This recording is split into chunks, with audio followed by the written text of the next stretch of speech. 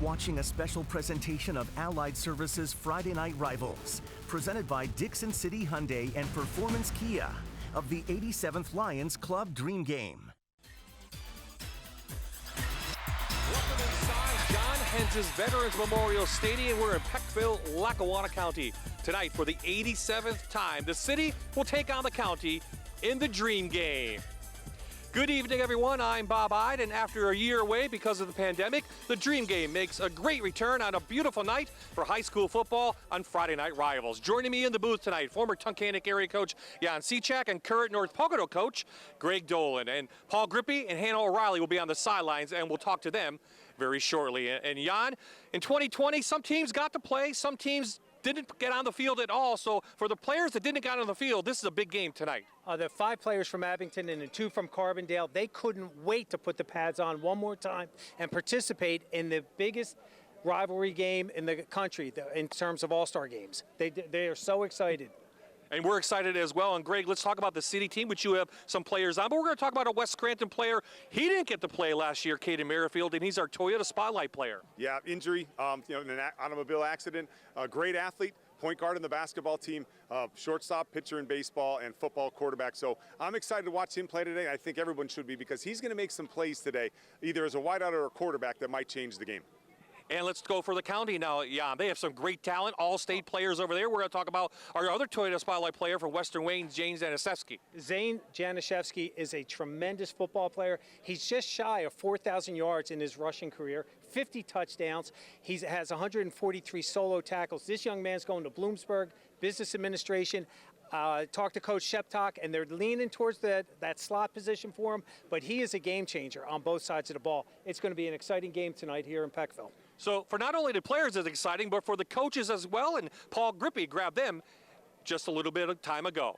So I have the 2 men who are responsible for putting these 2 teams together for this year's game, the head coach of the city and the county. First, for the county, normally coaches at Lakeland, it's Dave Powarsik. And Coach, what was the preparation like? What's it like to put this kind of team work together and get the playbook installed in such a short time? You know, it was actually kind of tough. We only had 6 practices to get an offense installed for these kids to run. So, we kept it basic, nice and simple, and hoping that they could perform and they learned or soaked in some of the stuff that we did. How was the spirit during training? It was excellent. The kids came together. They were pumped. They're all excited to play in this game. All right, terrific. And the head coach for the city, normally coaching at Scranton Prep, Terry Gallagher. Coach, what do you want your players to take away from this experience?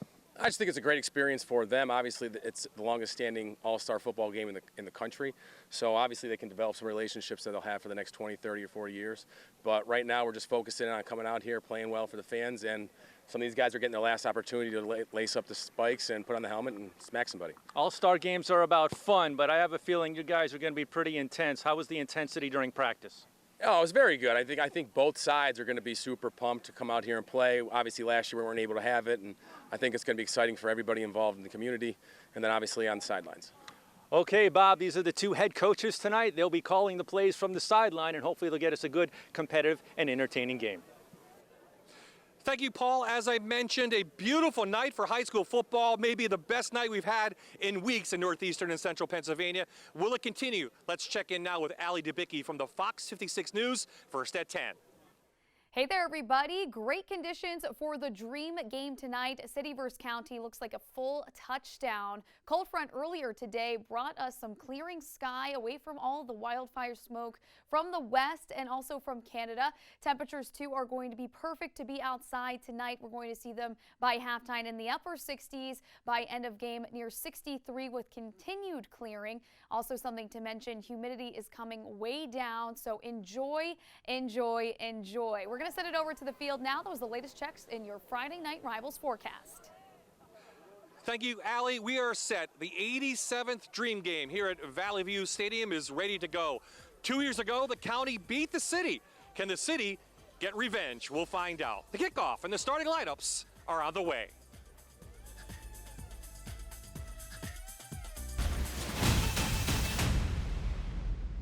You're watching a special presentation of Allied Services Friday Night Rivals, presented by Dixon City Hyundai and Performance Kia of the 87th Lions Club Dream Game.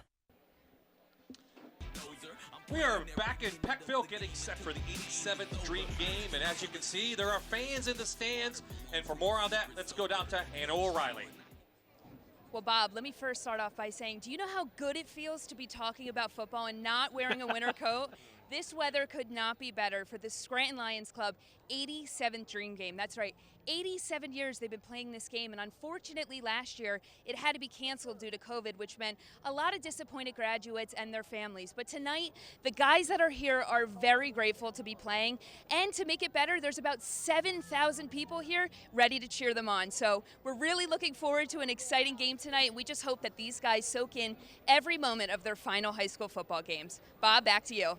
It's gonna be a great night to hear a lot of cheering. So, City won the toss. County will kick, so that's Delaware Valley's Aiden Oliver who has it teed up. Alex Gartsey from Wallapapack and Moet Wellington from West Scranton. So after a year away, the Dream Game is underway. Wellington inside the end zone. There'll be a touchback, and they'll bring it out. So we'll see the starting quarterback for the City team. That will be number 10 from Scranton Prep, Patty Grady, 5'11", 175-pounder. Last season in their games, he had 909 yards. Coach, 13 TDs, 3 interceptions. And when we saw him against Western Wayne, he had a great night. He had a tremendous night. Both games we did at Scranton Prep, he was throwing the daylights out of the ball, and his receivers did a remarkable job pulling it every pass that he threw that night. And Greg, before we get into the game, go over some quick rules that we're going to see from the teams on the field. Yeah, you're going to get a lot of man-to-man coverage, right? The rules are set up to throw the football, and I think that's what you're going to see a lot of. Prep is the zone team, so they just ran zone to start the game there. But you're going to see a lot of man-to-man coverage, so the game dictates that you're going to see a lot of passing and a lot of big plays. First replay of the game, Carl Kinsel gets the carry from Dunmore. And we see the first hit coming in there from number 53 from the county, doing a nice job in there with the wrap and getting gang tackles in there.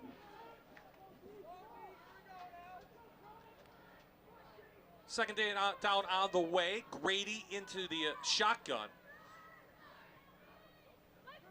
First pass of the night. He's under pressure. Little screen to Kinsel. He has a figure law first down. He's up past the 35-yard line. Yeah, 2 by 2 there, and they got to go man. You keep the 3 linebackers in the box, and they got to go man coverage. So they come out with a screen. You got to grab that one linebacker, and you can get up the sideline. So and Chase Nolan Lack did a nice job on here reading that. Comes down, makes a nice solid tackle there. And Coach, you were talking about the rules before. The defense is limited to a 4-3. Correct? Yes. And there's no stunning, no blitzing. So it's going to be one, as we always say week in and week out, up on that front line. As always, in all-star games, they want to see some passing, right, and scoring and big plays. So that's what you're going to see. What they're in right now, they're going to an I twins, is probably a formation you won't see a ton of unless you could run the ball at somebody. Defense, so 5 yards. This is a little bit different. Still first down. There's tonight's officials. Jack Loomis will have Lamite Gahn under the white hat. Mikowski, Finnegan, Boynton, Grande, and Gallagher get the honor of doing this year's Dream Game in the stripes. So first down and 5 now. Grady underneath center. ISO to Melnikoff from Lackawanna Trail. He's up near a first down. And boy, Ray Melnikoff headed to Bloomsburg, All-Stater 2 times, Coach. He's run for over 3,200 yards. Well, I'll tell you what, Lackawanna Trail being a single-A school, that young man, Melnikoff, he can run the ball. He took them to the States. He's just a really tough-nosed kid. And he was brought down by number 20, Preston Machado from Del Val. Again, they ran that ISO. Coach Dolan called that out right when they were running that. And that's a tough play to defend right now, especially when you got to play a base defense. And you get right at you're trying to isolate that will linebacker and get after him. That's one of the neat things, coaches. You get to see the small teams play against the Delaware Valleys. They're 6A and 1A, and you get to see how you measure up. You never get to see those teams at all. So Melnikoff into the open. He's inside county territory. A huge gain down to the 26-yard line. Great run there, power roll. They pulled the backside guard. They ran power off tackle. He cut it back into an A-gap. Look at that. That's blocked well. Number 58 does a tremendous job sealing that. 44 Melnikoff, and 28 said, wow. Jeremiah Wolo from Mid-Valley, he just got welcome to the big leagues. So figure law first down on the big carry from Melnikoff.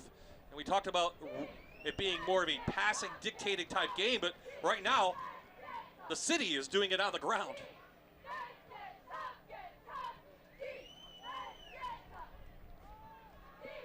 Kinsel trying to spread it out. Good job by the county defense. He's up for a couple yards. But first, we're going to check out our Dixon City Hyundai starting lineups for tonight's game. There you see Melnikoff and Seamus Smith in the backfield. We also saw Kinsel. The receivers, Dolphin, McAndrew, and Gianello, the tight end. There you see the schools underneath where they come from. And up front, Austin, Krajewski, Macheski, Smith, and Lipscomb. Last play, one back sweep, really controlling the line of scrimmage right now. It's obvious with the way the game is playing out so far. And number 4 cornerback Julian Blanco from Abington Heights, the first time he's been able to get on the field in 2 years. Trying a quick hitter to Seamus Smith. That's Noto from his middle linebacker, who plays right here at Valley View. Makes the tackle. Trap play, left guard pulling.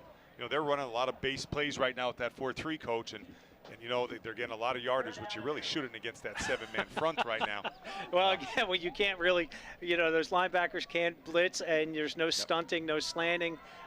Again, it's going to be an exciting game, especially with this running, because wait till the county gets it. They've got 2 great running backs back there, too. Motion play action here. Back into the eye again. Power. Melnikoff hit in the backfield.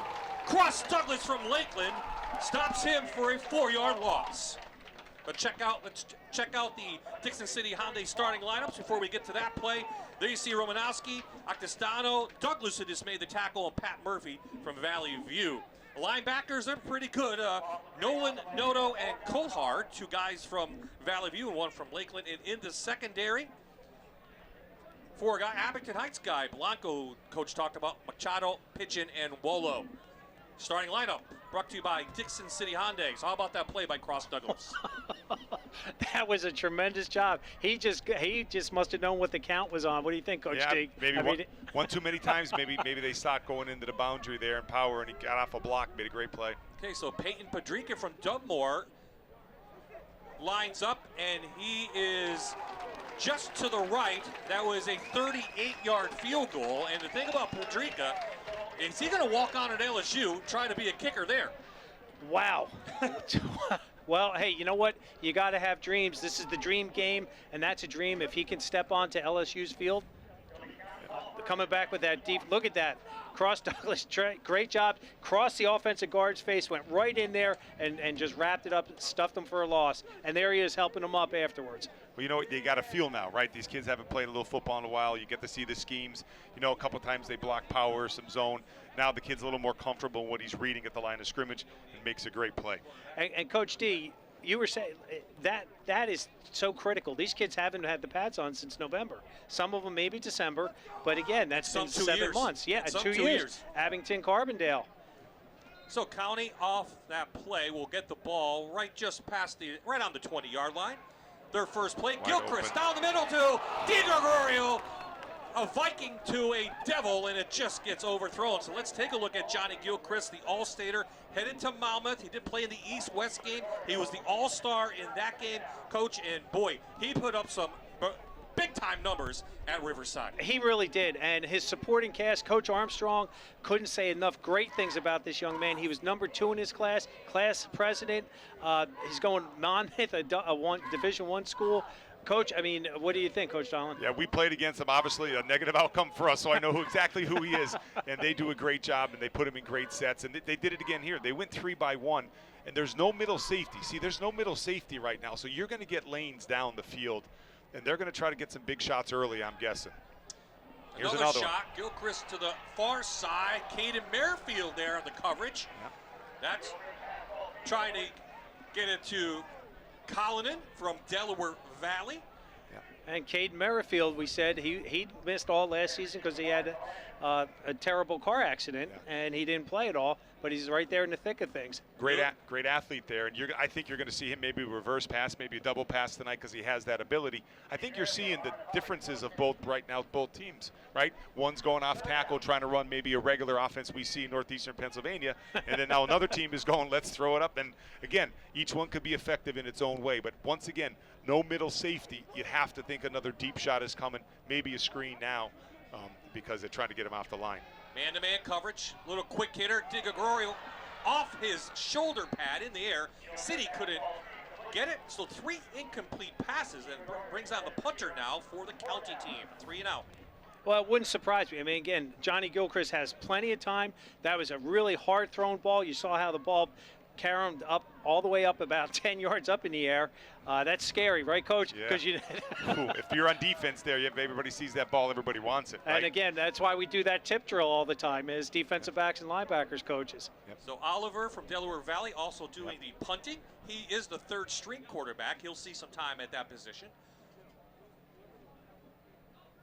Gartsey is deep. Nice punt. Along with Colhart.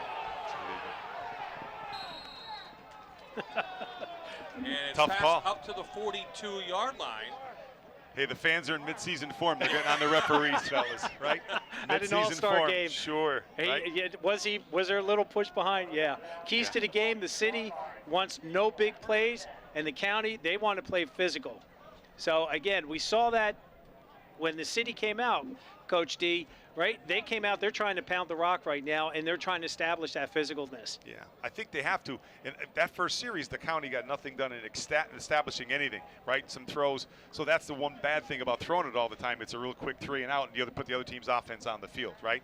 I would think that the city has a little momentum right now if they can get the ball running again. Well, they do, and I think that for the county, again, I know they have those 3 great quarterbacks back there that can all throw. They know they have 2 great established running backs. Little misdirection there, fake jet sweep, then running a little counter back to the tight end. Shooting in to make that tackle for the county was number. Here we go. We come right up. Nice job reading that, and he just sheds that blocker. That was number 42 from the county, and that was Silphus from. Yep. He's from Western Wayne. Yep. I apologize for not getting on that a little bit faster, everybody. 2-by-2, man-to-man, no middle safety. Grady to the outside, hits his teammate McAndrew. Little quick hitter, so it'll be 3rd and long up for the city. Now McAndrew, he didn't get to play either with Scranton Prep last year. He's headed to Westchester. He had an injury, and of course Prep only played 5 games. And they did, and you'll see on this replay, Preston Machado does a nice job coming up. He has good form, tackle, wraps, and he just didn't let go. That was a nice job for a short gain. Prep has a little bit of advantage to the coaching staff, too. They have their quarterback, right? So he's familiar with the guy. They do a great job. Their offensive coordinator for Prep does a wonderful job calling plays. So he knows what he wants to get done a little bit. That should be an advantage in this game. Grady on his career has thrown for over 1,700 yards, 15 touchdowns, 26 touchdowns, excuse me, and 15 interceptions. He's under pressure, and he's going to be taken down for the sack in the backfield by Matt Smith from Valley View, and that will set up another punt for the city. That was a defensive lineman's dream right there in terms of drills. You want to go high-low with your defensive ends. The one guy flushed him out right into his teammate, the other side, and he does a nice job for that sack. Matt Smith, 73 tackles in his career with the Cougars. And a sack, make that 2 now on his career. For Smith, he's headed to Penn State. He will not play football. So his last high school game. So Patrica in to do the punting as well. Deep is DiGregorio. And we know from Old Forge, and he is a threat. He is an explosive player. High snap, a little kick. DiGregorio will catch it on the run. Trying to get some blocks, and he has a little crease. And a nice return from the Old Forge graduate. He's up near the 50-yard line.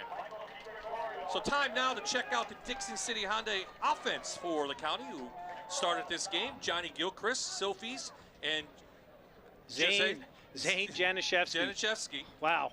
Talked about What him a in great the pregame. backfield. Caledon, DiGregorio, and Loomis. Of course, Loomis from Carbondale, his first game in 2 years. We'll talk about that a little bit later on. And the line, very physical. Tig, McKinley, Walk, Johnson, and Walton on the left-hand side. And that's your county offense, brought to you by Dixon City Hyundai. So 3 straight passes for Johnny Gilchrist, all incomplete. Let's see now what the county wants to do on their second possession. And they're going to hand it off, and then we turn it into a defensive game.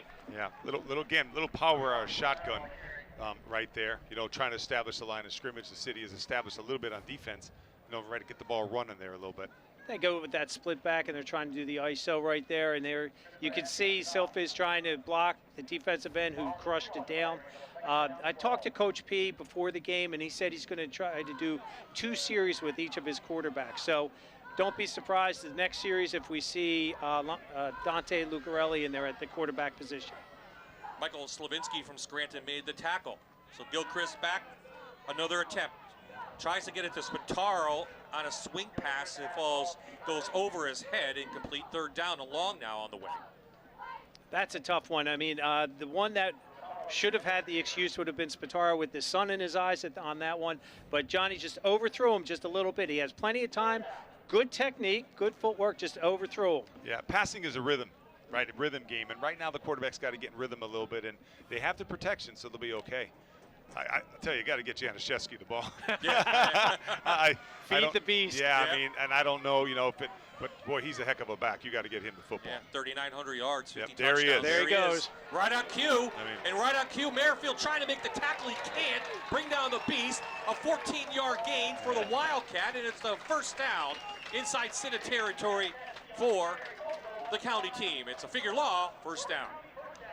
Zane's a really modest young man, too. Again, they went with that little counter action. Counter, coach, yeah. You know, the fullback went right. They pulled the right guard to the left, and Zane followed that crease up through and got 12 yards. And how about Caden? I haven't played football in 2 years. Now I got to take down Januszewski. One of the best ever to come out of Western Wayne. So maybe now a little bit of momentum. Power. Back to the back. Zane, train, 4 yards. Yeah, running power plays, right? Great call on 3rd down. They ran the old Redskin with the guard and tackle pull right on 3rd down, sort of surprised them. Now they come back with a little power play out of shotgun. I mean, Januszewski is a kid that could really take the game over for you. We saw it time and time again in his career. And we were just waiting, and I'm sure that first series, they wanted to tell the city, look, we can throw the ball. We're going to try to go deep on you. Yep. But they know that they have that ace in the hole back there. So under 3 minutes to play. Both teams have had 2 possessions, and we have no score in this one. Well, that's Januszewski up for about a couple yards. And did you see what I saw? I saw Not allowed to blitz. Yeah, I saw that blitz. I just about ready to say about city blitz. I'm sure Coach Fahey, Coach Prawl, 2 guys I'm fortunate enough to coach with now, we're going to be on the headsets there. That wasn't a read. That was a blitz. That was an all-out blitz, and trying to plug that gap to stop Zane. It can work in theory with that young man, but he is a game buster on that. Yep. Make no mistake about it. That's not in the rules right there. No, right? Yeah. No. It worked out. It did. Nobody no called pass. it. So yep. 3rd down. Let's see now what the county does. Is this 2-down territory? Quick out off the hands of the intended receiver, Callanan, from the county. So let's see what Coach Pawarsik wants to do on 4th down. Coach Dolan, you were saying earlier that passing is a rhythm, and we know that, and these young men have only had 6 practices. Yeah. So there's not too much rhythm that could be established. Yeah, it's you only have a week, right? And then you're not playing with these kids all the time, so it's not like you played with them for a season. So, you know, by the way, here, I'd hand the ball off to Januszewski again.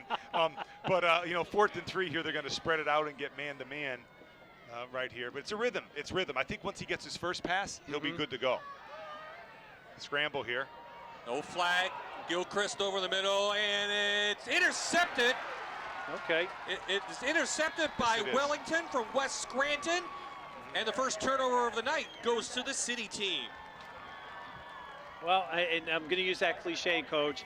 That's as good as a punt. Yeah, you pinned him back there. You pinned him back there. You pinned him back there a little bit. Yeah. Gilchrist is running. You know, he's not running for his life, but again, now you have Wickenheiser out there from Abington. Again, First time he's played in 2 years. So coming back to the ball a little bit, he got beat to the inside. The ball was a little bit inside thrown. Yep. So happy for those kids from Abington and the schools that did not play, And right? Carbondale, and yes. Carbondale. They get to play a high school football game, and that's a wonderful thing to see. So City with the ball, they lead this series 42 wins to 39 losses. There have been 4 ties in this game, and in fact, but the county actually won the first game in 1935.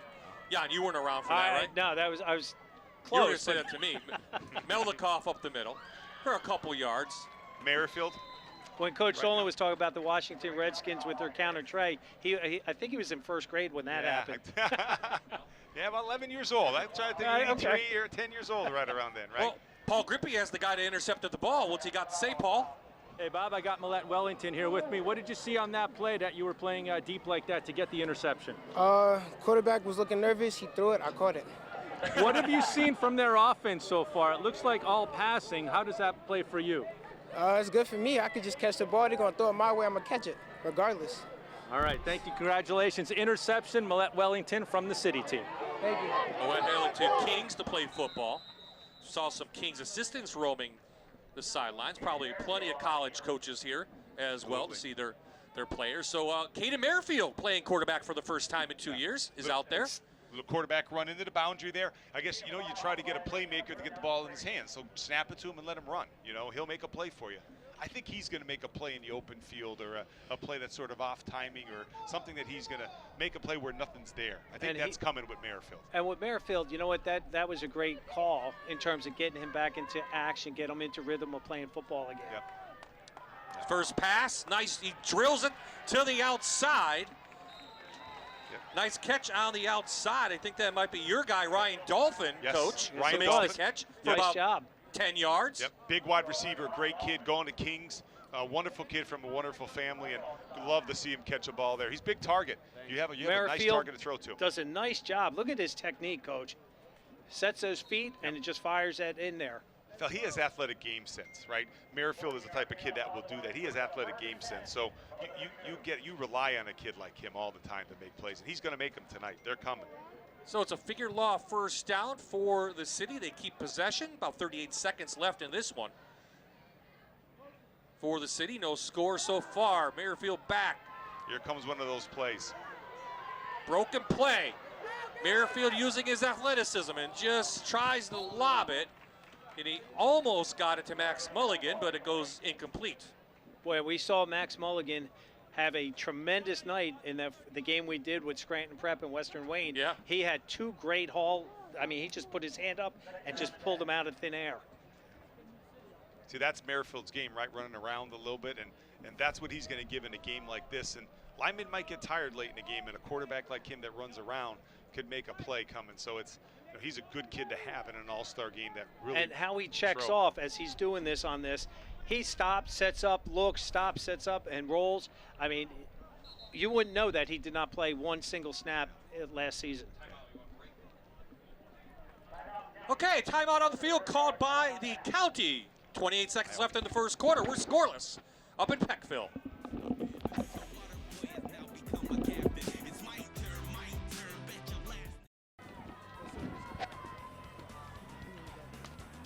You can earn double overtime pay and triple sign-on bonuses at Allied Services right now. Allied Services is looking for you. Check out all they have to offer at alliedservices.org. So county calls timeout on the defensive side. Under 30 seconds to play. We're scoreless here. Bob Ide, Jan Cichak, and Greg Dolan in the booth.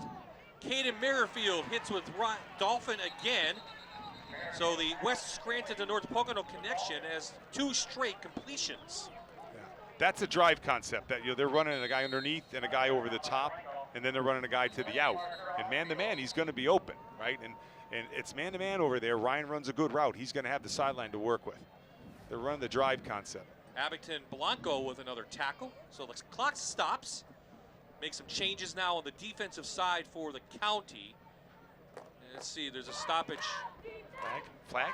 Well, you have a There's a flag back in the secondary, guys. So we'll wait for the call, but go ahead. Oh, no. I was going to say we have a mismatch.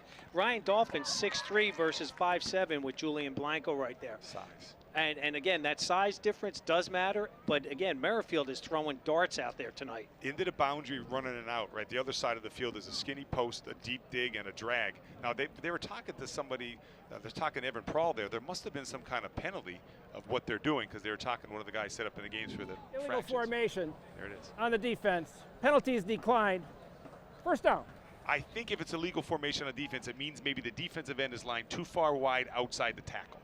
And because they're trying to obviously help the game with quarterbacks being protected, I think that's what happened there. Or a linebacker crawled into the, and that's zone the second time they've been called for that. Yes. So the 5 yards will give them a figure law first down. So City has the ball at their own 45. 19 seconds left in the first quarter. And the last minute of this quarter has really dragged. We've been going, had a nice flow going. The City putting a drive together, and they get a call on the County defense. Merrifield again. How about 3 times in a row? Probably run the clock out there, ran a stop into the boundary just to get 5-yard pickup, run the quarter out. So the City has a little momentum headed to the second quarter. It's the 87th Dream Game on MyTV, WQMY.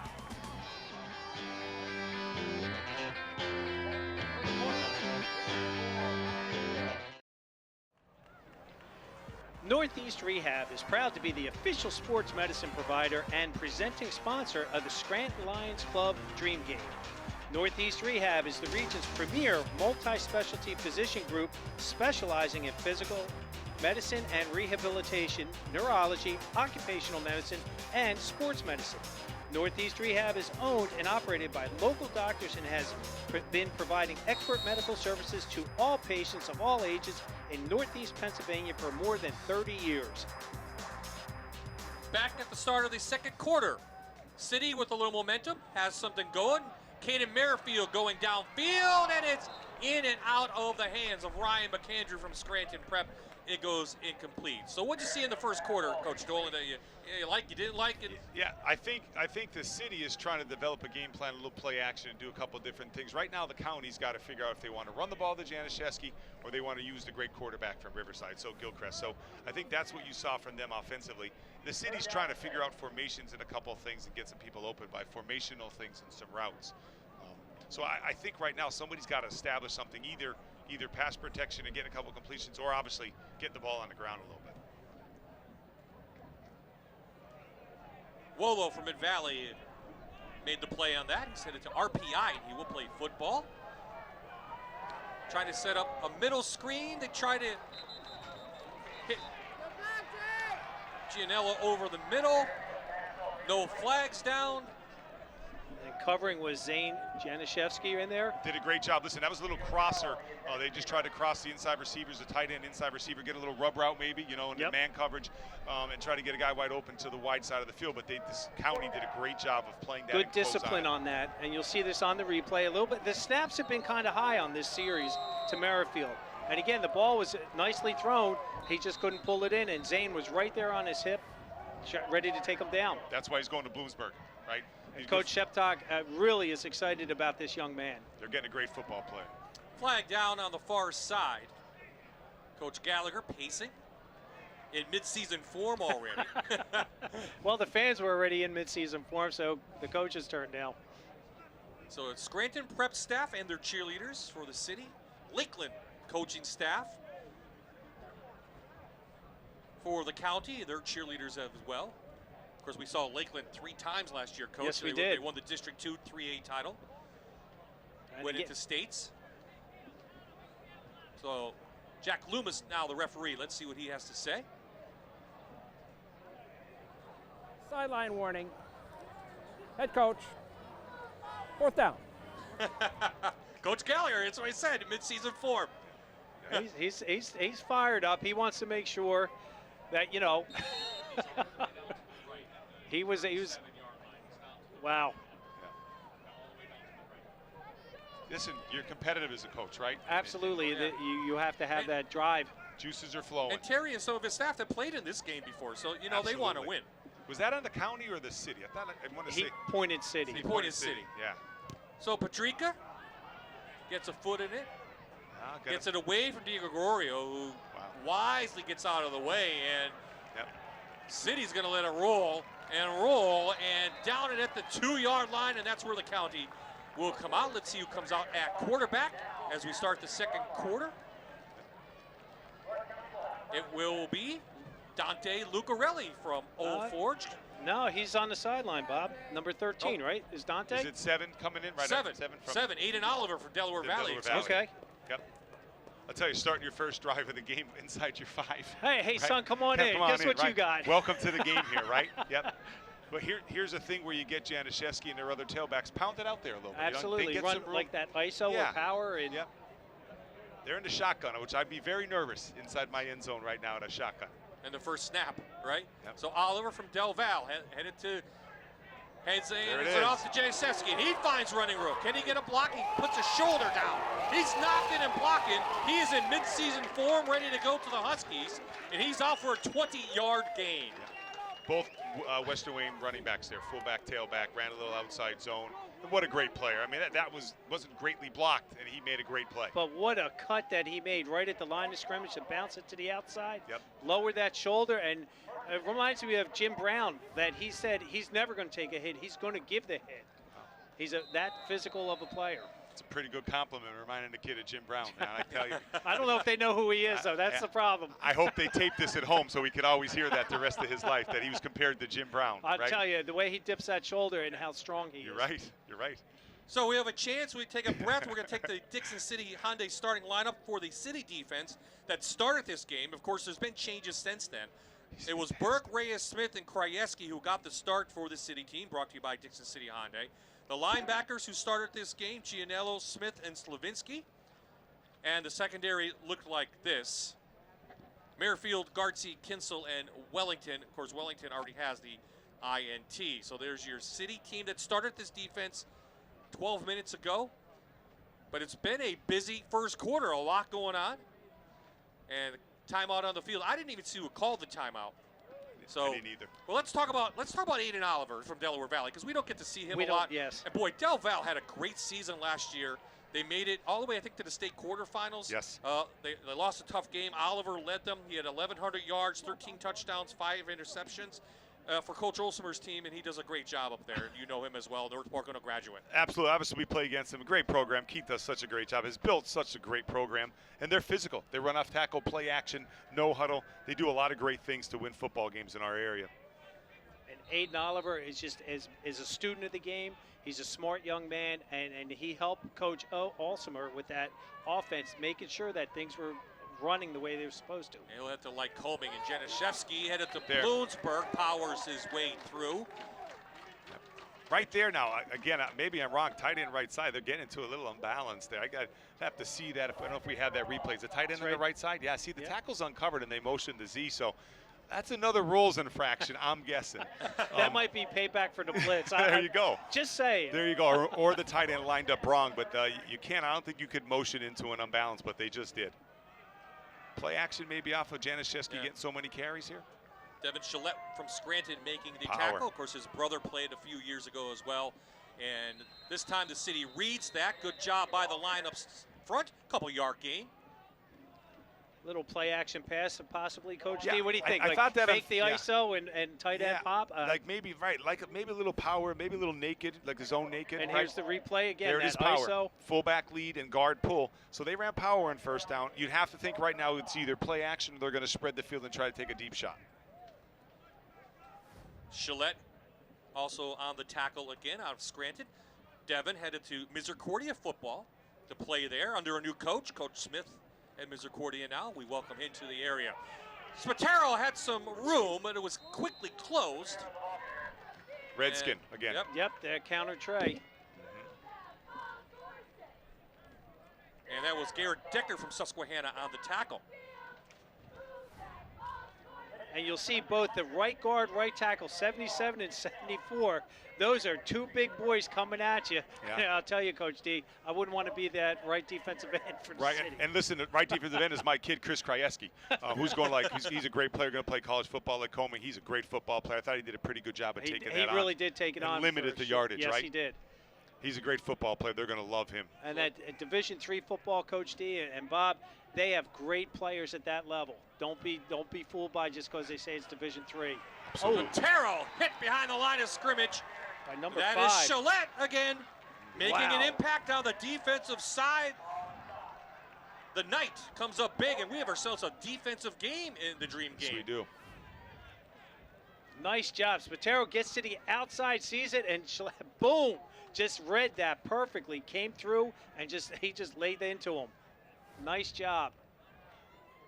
Everybody stayed in their gap there, right? Stayed in their gap, ran to the football. It was great defense. Now missing somebody here. We're missing somebody out wide here. Well, this is what happens. Not many of these guys play special teams. Yep. They're missing somebody out wide. They'll give them a time. Yeah, I mean, I don't know. Are they going to take the delay a game here? Delay Probably a game, just take maybe? it. Yeah. Now they're going to let it go. Okay. Nope. They Delay call. a game. No Yep. need to call timeout. No. Offense. No. 5 yards. Coach Fourth Pawarczyk down. talking to who is that down there he's talking to? They're trying to figure out some of the rules again. They're trying to keep everything honest. Yeah, with Coach Prawl there. You got to realize, yeah. too, a lot of these guys might have been the better players on their teams, so they're seniors, so they didn't play special teams. No. Right? And So they're not used to that, to a degree, you know? Looks like Oh, boy. Now, this is what It's still punted here. you can still punt it. Oliver gets it away, but the city will get Field position. excellent field position. Let's see where the referee will walk it down. Clock stops with 8:34, and it will be inside county territory at the 36-yard line, so that's about a 5-yard punt. Yeah. Located in downtown Scranton, Riverfront Sports is Northeast Pennsylvania's premier sports destination with programs for soccer, basketball, lacrosse, volleyball, softball, and more. Fall league starting soon. Visit riverfrontsports.com for more information. So it's at the 25-yard line they marked it to. So that's a negative punt. And a big break now for the city. And you have a great kicker, so maybe you're in field goal position already. I'd be shocked right now if this is not a play-action shot down the field. You get great field position, and I think you're going to maybe fake a power now they're play. moving it. Okay, they're moving it back. That's here. what I thought. I thought I saw the referee to 35, and somewhere late. Yep. So it is a 5-yard punt. Yep. Right now, fellas, it seems like they're in a too tight with one wide out. I would see either a motion or keep it and run a boot or a naked back to a tight end. I'd be shocked if it's not play action right now. It is Caden Merrifield underneath center. Meldikoff is the I-back. Now play action. Looking downfield. No one's open. Merrifield has room. Lets it go. Wide open in the end zone. There it is. Merrifield. A touchdown for Scranton Preps Ryan McAndrew. 35 yards on the scramble. Improvisation by Merrifield, right? There it is, what we were talking about, the beginning of the game here. He's that type of athlete.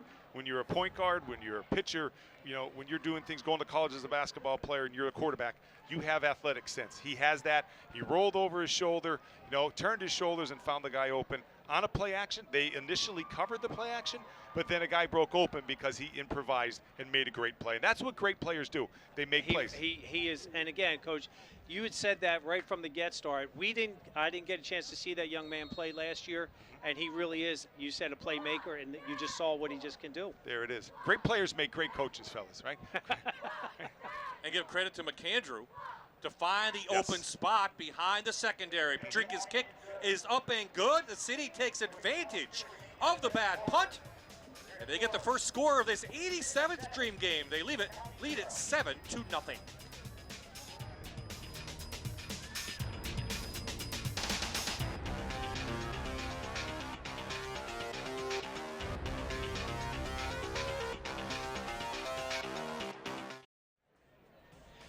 Prospective students, join us Thursday, July 29th for our summer block party.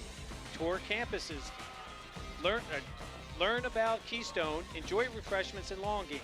Register today at keystone.edu/visit. Back on a beautiful night for the Dream Game. High school football returns, capacity crowd here at John Hens's Veterans Memorial Stadium. The city strikes first on a 35-yard touchdown. Reverse. And a reverse to Janisevsky. Wide open. He's got a lot of room on the left-hand side. He's He's got it. He's going to cut it back here. Janisevsky finally hit inside the 10-yard line, but the short kick explodes on the City team, and the Wildcat runs wild. Great call. Great coach, right? Took the words of great call. You know what? You get the reverse and great play. I'm going to say it by one of the kids from North Pocono. He saved the touchdown. You never know. You don't get in here. That's a big play. But what a great tackle in the open field. But what a great call coming off a little momentum, and they work it to perfection. And you see that reverse real quick. And again, they just set that wall up beautifully. Again, key blocks downfield to spring him for that extra yardage. Again, he got caught in the bind right there. Do I cut in? Do I cut out? And again, your kid, Coach D, did a nice job for a touchdown saving tackle. Colin Yushinski, very proud of him. So inside the Allied Services Howard. red zone, Spataro off the handoff from Oliver inside the 5 to the 3. Power roll, right? Power roll there. Absolutely. Kick with the fullback, pull the guard, great back behind him. But tough sledding down here. Still got 3 yards to go. I'd imagine they're going to do it one more time. Well, we've had a quarter and a half of defense, and all of a sudden now, we might have 2 scores in a row. But this is what this All-Star game is all about. Yep. Getting their feet underneath them, Bob, Yep. right? They're getting back to The playing a crowd's little bit. getting into it and everything. So we have a flag thrown by the referee. 7:36 left in the second quarter. And I saw on the sideline, Zane they were working on his helmet, I believe. They were, oh, really? So Okay. equipment, so I think, A again. little substitution on the defense. Half the distance to the goal line. Second down. Okay. I also saw a bunch of stickers on Zane's helmet. He played in the East-West game. Saw the Southern Columbia sticker. So that was an honor for him as well. Well, we had a bunch of the kids. Johnny Gilchrist, he played in that Yep. East-West game. A bunch of these kids did that, which is a great honor for them to play in that game and also this game. And you have to let the kids play these All-Star games. They earned it, right? Even though they're going to college, Absolutely. you got to play in the All-Star games and enjoy playing the game you love. Spataro. He's in. Oop, Ball's oh on boy. the turf. Who's got it? Callahan comes back from Delaware Valley to make the recovery at the 5. Thought he had to cut the score there, and then obviously the ball came out. I didn't see who hit him. Let's see, Coach. See him coming in here. Number Gartsey. 16. Gartsey. Yep, does a nice job. Alex does from Wallen Paul Pack. Puts his shoulder down right on the ball. So this is why that tackle means something, right? Third down, he didn't score. Game saver, you never give up, right? Never give up. I would think maybe counter Trey right here one time with Janisevsky before they throw. We'll see. So the Western Wayne backfield. Can they score? Power. Why not? Janisevsky Yep. puts it in for the county touchdown. He completes the play. And after a PAT, we will be tied here at the Dream Game. There's that power play, Coach, that we talked about. Yep. Backside guard, number 67. Yep. Which is Griffin McKinley. Again, Abington Heights contributing to this All-Star game, even though they didn't play last season. And you know his family is watching him pull and say, great job, So you happy scored. for him. And the tailback follows the fullback that kicks, and he follows the guard that's coming from the backside, and you create a wedge. And with a guy like him, obviously I've saw him play for a couple years, did a great job. People bounce off his hips and his legs. They do. And people get shots at him. It doesn't have to be perfectly blocked for a great running back. A great running back will make a cut. People will bounce off him, and he'll score. And again, well blocked, but not perfectly, and he gets into the end zone because of his talent. Well, Oliver on for the PAT, and it is no good. Off to the left. So the City still leads, 6:53 left in the quarter, 7-6. Big crowd on hand. I'm sure there's a lot of smiles, Hannah O'Reilly. That's right, Bob. I got a lot of smiling faces behind me. Today's Smile on Cam is sponsored by Dr. Todd.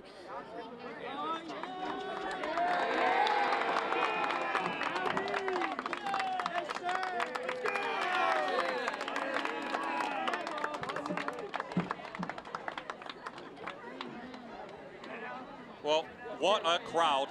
There may be 7,000 to 8,000 people here, all sitting, enjoying a beautiful night.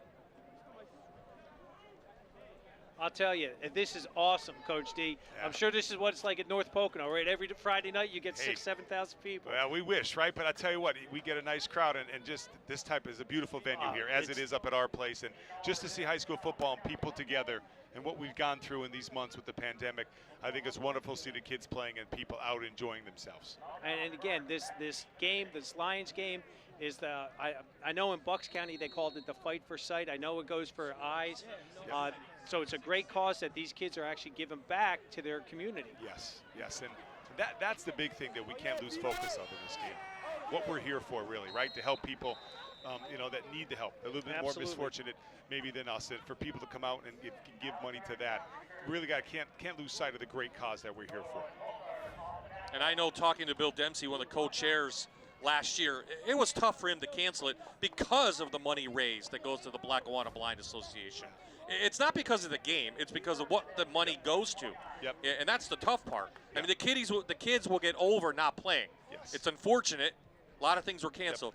But they lost that revenue, and now they're going to gain it back. Huge crowd on hand, as expected. And we're enjoying a very good football game. So now Gartsey goes underneath center, doing it all. Took the kickoff. Now he just says, I'll take the snap while I'm out there. And running up for a nice little game Sam for the Smith. city team is Sam Smith from North Pocono. Our tailback, Sam, is a great kid. I tell you, did a great job for us this year. And I tell you, he has good feet. He'll hit a hole and he'll get outside, and that was a great run there. They blocked it well, but they stuffed the hole a little bit. Januszewski came in from his outside backer. Sam cut it outside and got a great 9-yard gain. That's a great run by Sam. I could see some good coaching points in there that he shifted the ball from his right hand to his left, covered the points of the ball, Coach. Nice job. Wonderful kid. I'm so happy to see him in the game. He's headed to Misericordia as well. Yes, he is. They're doing a lot of recruiting in the local area. There's ISO. Smith again, this time Spataro there from Lakeland. Right at the first down mark, they'll give him forward progress, and it is a figure law first down for the city team. ISO there, just run right to the tight end. Sam, 2 carries, 10 yards, did a great job. Smith 305 yards and 2 touchdowns for the Trojans a year ago. So the line of scrimmage, the city lost some linemen that couldn't play. The county looked like they had an advantage, but the city offensive line is playing pretty well. They're playing very well. And I'll tell you what, Giovanni Spataro, who is known as a running back, did a nice job stuffing that inside that C gap. Yeah, we're starting to see a lot of crossovers. Here's Ray Melnikoff from Trail. He's up for 13 inside county territory, and it's another figure law first down. The other player, he bounced it outside, just like Sam did first play, right? John bounced it outside. He did. Yep, he bounced it, sees it, bounce it, get outside. And he just stiff-armed number 25 and just made the way. Now, Melnikoff, I know Coach Jervis loved him because he's just such a tough-nosed kid. And he played Lackawanna Trail football the way Coach Jervis coaches it, just hard, tough-nosed. And you saw that with that run. The stiff arm, get out of my way, let me get my yardage. Another Bloomsburg kid. Yes. Frank Sheptock down there with the Huskies. Didn't get to coach last year's first year. So a lot of local kids. Again, a nice push from the line of scrimmage. Get a little ISO there. Yep. And Steve does a great job with the wing tee at Lackawanna Trail. He does. Does a great job. I mean, obviously, he played multiple positions, but fullback in there, right, for them. And now he's running at the top of the eye a little bit. So he has good feet, and he runs well. Now, I thought the rules dictated and maybe lean towards passing. I'm keeping track. We have more rushes than passes in this game. You are in northeastern Pennsylvania. I know, right? but they're trying. Right? They're trying. They tried. Yeah, and I think you'll see more passes maybe as the night wears on. But right now, the ground game's working. It is for both teams as well. Getting the big guys some work. Play action. Yep, Gartsey back. He's under pressure. He's being chased by Spataro. He'll tuck it in. Noto comes up. He's hit by 4 players. He loses a yard. Yep. So it's a sack on the play, 3rd and long coming up, and Gartsey's thinking, I haven't played in a while. Well, I'm going down. Hey, you have Spataro right in your face, and he's leading them right to the pack with those other 3 defenders from the county coming right on up on him. And again, look at that, gang tackling, getting in there, and right, Bob, he said, I'm just going to go down. I don't need to be a hero on this play. Nope, don't need a hero. They tried to capitalize there, maybe a little play action right off of running the ball. Right now, you'd have to see 3rd and long. Looks like Coach Gallagher's going to call timeout. You see Gartsey with his helmet off. And we will have a timeout on the field. He was just letting the clock run down. He's playing the averages, I guess, right? The percentages. That's all he's doing. So again, this game started in 1935. We're not going to go back that far, but we are going to take it about 5 years. I mean, for the most part, it's been pretty even over the last decade, I would say. On this one, City has won 3 times. County, of course, won a couple years ago, 14-7. So, you know, City leads the series, but that's the way it should be. It should be close. It should be really close. And, Coach, now you played in this game? No, you played in the Unico game. I played in the Unico game for the Wyoming Valley. But you did coach this game. So twice. And you know how important it is to this community, or I should say Northeast Pennsylvania, in this Lackawanna County. Yeah. And, again, some of the games that we're looking at right now were routes. Yep. I mean, and that's where that passing really can come into play. We get that big play, you know, boom. 60, 70 yards. Yeah, and I think, you know, this game that you see it, when you see these kids come out and these seniors play, especially the Valley View kids are playing on their home field, which is pretty neat, you know. The games could get lopsided sometimes because maybe the team falls, what talent falls on one side. Remember, we made the change a little while ago. We put Delaware Valley to the county. We took Lackawanna Trail to the city. So they made a change there a little bit because of numbers and what we had. So, you know, they're trying to maybe even up the playing field a little bit. So Garcia at Wallen, Paul Peckett, 6 games last year. He threw for over 600 yards, 5 touchdowns, and 2 interceptions. For his career, over 1,300 yards passing. This time he's under pressure. Has some time. He's just gonna, he loses grip, and it's kind of a wobbler. McAndrew comes back and tries to dive for it. He couldn't make the catch. Yeah. That one he twisted his arm. You know, we've done all that before, but you know. Trying to run some verts and people down the field there, it seemed like. Right, but see, look at the pass rush immediately. You know, good pass rush with the 3 technique. His left side of his offensive line is doing a very nice job giving him time. The right side of his line is getting a little bit of leakage there that we keep seeing the red jerseys creeping in and putting that pressure on. All the pass routes you want in the world are great, but if your offensive line's not blocking, well, that's it doesn't matter. You guys tell me all the time. So 2 great guys back to receive. Janicevski and DiGregorio. If I'm Padrica, I'm kicking it to the left, out of bounds, high snap. Let's see what he does. He does exactly what I said. Coach Ide. I'm not kicking to those guys. It goes out of bounds at the 20-yard line. Good call, Coach Ide. Good call. I know Coach Gallagher. You know, he's calling a timeout. He's trying to get the clock to come down. He's in this to win it. Oh, everyone is.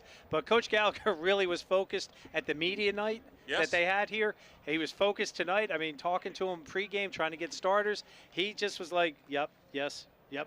Very, very short because he knows what he wants to do, and he knows how important this game is to his staff and to this program. Let's see who is at quarterback now. This is Dante Lucarelli from Old Forge. Yes. The all-time school leader at Old Forge in yards and touchdowns. He's thrown for over 4,200 yards and 52 touchdowns in his career. And another Misericordia recruit on the field. He'll come out. He's just going to tuck it and go. Trying to get a block, and he does. Takes the first hit. You get that out of the way. A nice gain, about 12 yards for Dante Lucarelli. Not known as a runner, but they'll take that. Big, strong kid. 2x2, quarterback outside zone. Janicevski leading the way there. He's 6 foot, 200 pounds. And Dante, he wants to prove to people that he is a worthy quarterback. And having 3 good quarterbacks on one all-star team to try to get all that repetition and try to get reps in, it's tough. Especially in a week. Yeah.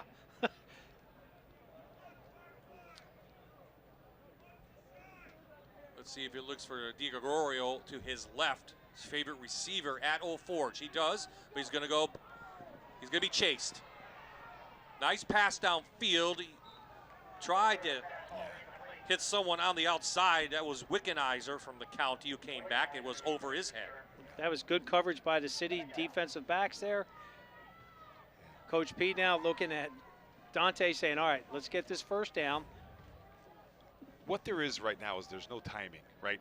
They're getting good pass rush, but instead of just getting the ball 2 steps or dropping 7 yards, throw the ball, they're waiting because, you just don't develop that timing in a short period. 5 practices, right? Yeah. So you're going to see sort of an offense that's going to sputter on certain plays because of that timing. That's really not developed yet.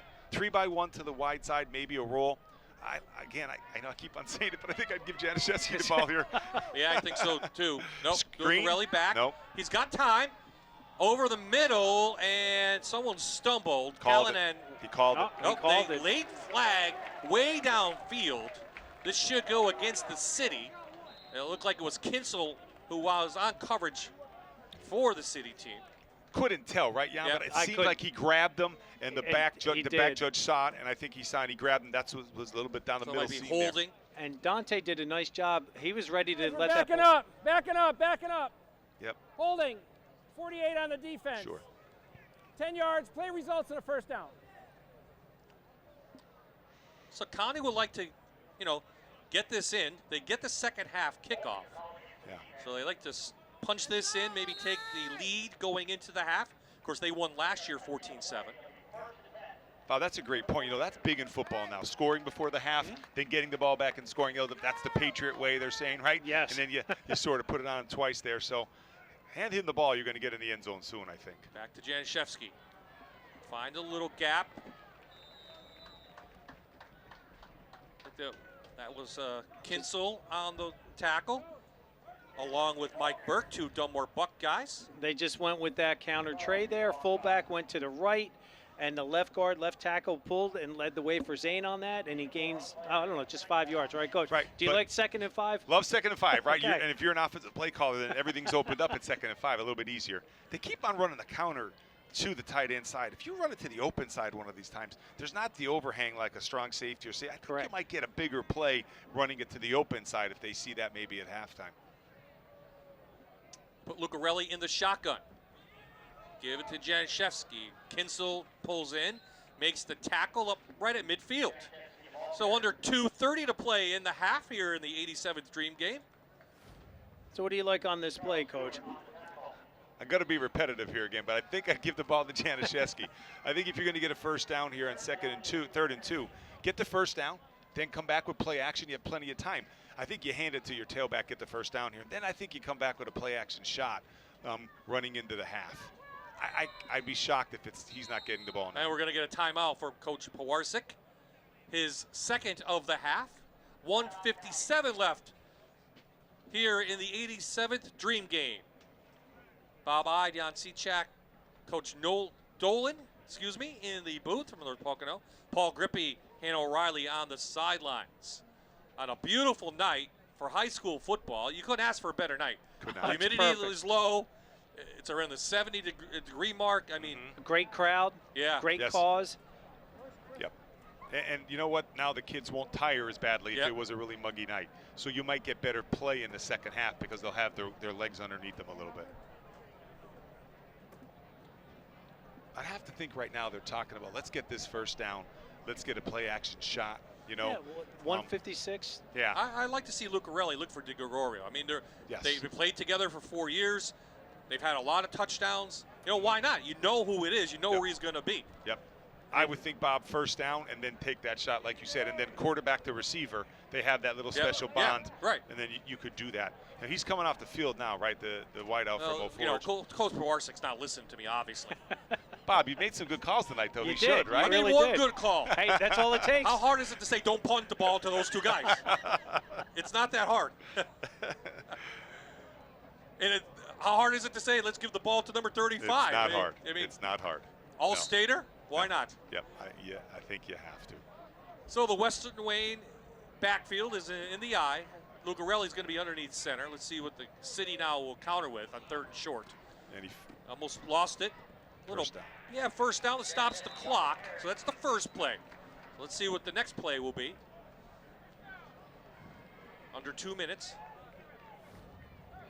So again, a little bit of bobble and snap, and again, the ball bounced right up, and they gave it to Zane Januszewski in there, and he got the first down. But not again, decently blocked, but not a great push, but a great back gets the first down because again, people bounce off this kid, and I think they're using that in this game. I would think play action back to the tight end here, maybe something to get the ball downfield with the clock running. Trap. Trap to Noto from Valley View. We've seen that a lot here in Cougar country. He's up for a 12-yard gain and a first down. That's a great call. I love it because, again, you have 35 out there. Let's use them as a decoy on this. Just that quick fullback trap. The fullback trap, right? And if your tackles are penetrating up the field to stop the power, right? Now you can trap underneath them, right? We've seen Coach Silchak call that a lot for Valley View last year, right? Bob, I'm going to have to tell you, though, the guy that runs the trap in our area is Jack Hensis. Oh, Let's yeah. not forget my father-in-law, right? There's nobody that runs it better than him over the years. Lucarelli back. Has plenty of time There it is. to air it out. To your guy? To my guy, and it overthrew him actually to the sidelines, and he just couldn't hit his favorite target, DiGregorio, the Old Forge connection. I liked on our sideline that they ran the switch pattern down here to try to confuse those corners. Like a post wheel type of thing. I'll tell you right now, I think you have teams set up if you could block it. Now, it's for a screen. If you can get a screen off right now, maybe you catch a linebacker, out of position. You have them set up right now because they're really getting after the passer. And when you're limited as a defensive lineman, they're going to just giddy up and get after it, and that would be a great call. Just got to block that linebacker that's in man coverage. Comes a four-man rush, look quick out to Callahan. Short. Nice tackle by Gartsey, 3 yards short of a first down. Time is still ticking, under a minute here in the second quarter. Just that quick out there, trying to get it. And again, he was trying to get that yardage. Most of the time, Coach, we would tell him, get out of bounds, use the sideline. Yep. 3rd and 2. Lucarelli going to look, just air it out to the right-hand side. And it is incomplete, in and out of the hands. Intended for Wickenheiser from Abington Heights. Yep. Grady on the coverage from Scranton Prep. What a throw and what a catch. Unfortunately, it was out of bounds. Yep. What an effort. Yep. Look at the concentration. Look at that. Great coverage, great throw, great catch. Just obviously got to be in bounds there, but good shot. Now listen, right now, again, I think if you have timeouts, you run the ball to Januszewski, and then you spike it or timeout. What do we have? So what do we look at? They had one. I thought they had one. They didn't take it off the board. So if they have 2 timeouts, hand him the ball right now. Don't fool around. Hand him the ball. Well, He'll hand get the ball, get a down. first down. Clock stops, right? Yeah. Ooh, throwback. Oh, back to Lucarelli, and it's almost intercepted by Caden Merrifield. If he's going to run that play, the wide receiver is going to take an in cut to the hash. The quarterback comes off the side up the sideline. It sort of looked disjointed there. It was, and again, Zane had pressure right in his face. As soon as he got the ball, the linebacker shot. Yep. The fact that they even had time in practice to throw something in like that. Yeah. And I think there was an illegal blitz, but that's beside the point too as well. But on down, City takes over. Well, let's see if they just take it in. County will get the ball to begin the second half.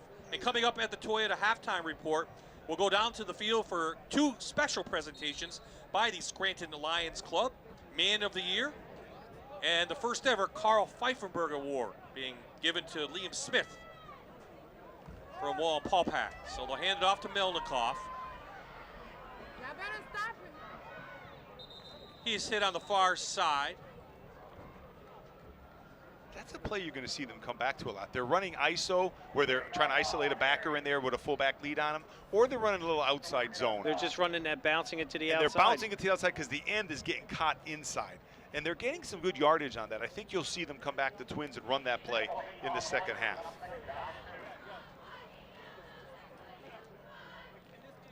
Do you take a shot here? Timeout left, 16 seconds.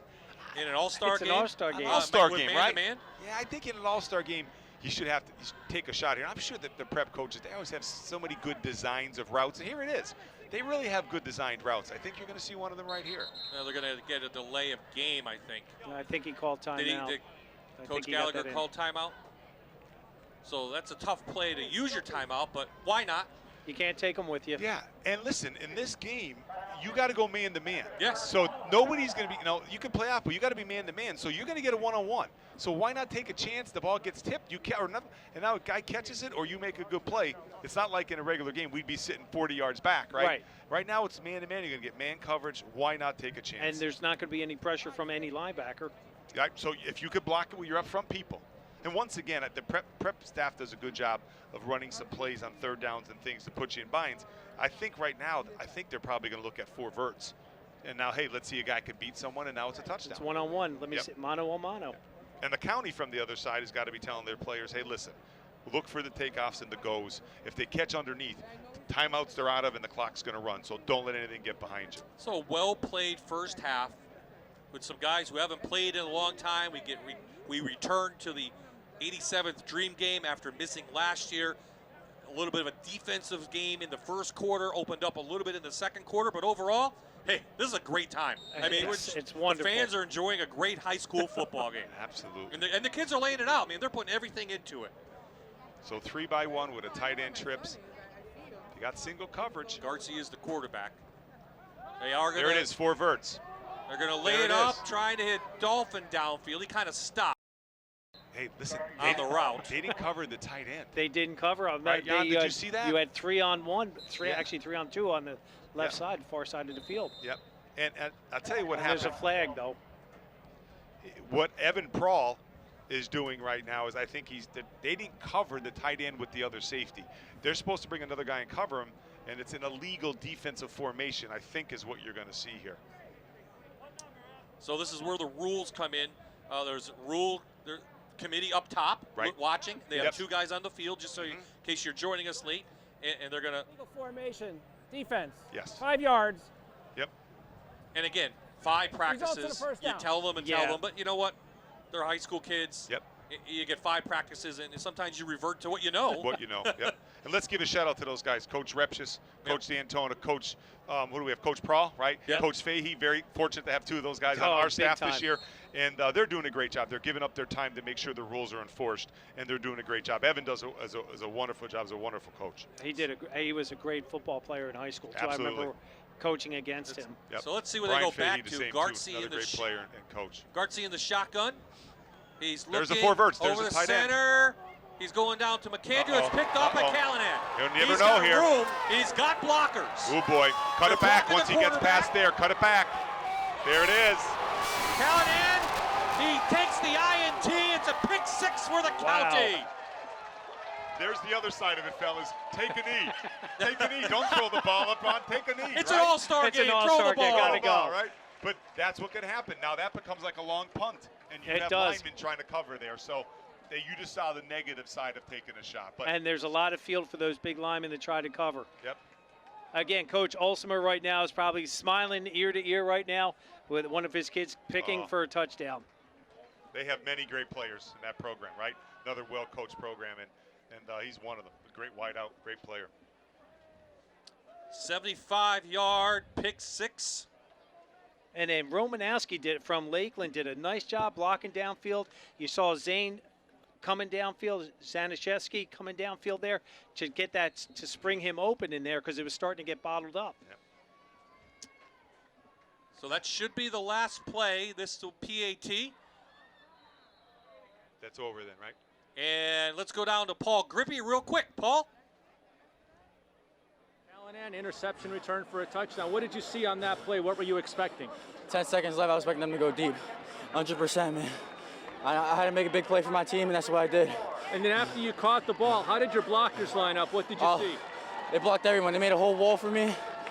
One cut inside, perfect blocked, and I can't even thank them much. What's been the pace of this game here? What's it like playing in this? They're playing really tough. We're a little sloppy. We gotta pick it up. But overall, the game is going well. All right, thanks a lot. Mark Callahan gives the county the lead at the half. That he does. So the county goes into the locker room up 5 now. Here in the 87th Dream Game. When we return, we'll have our Toyota halftime report on the field with some special presentations.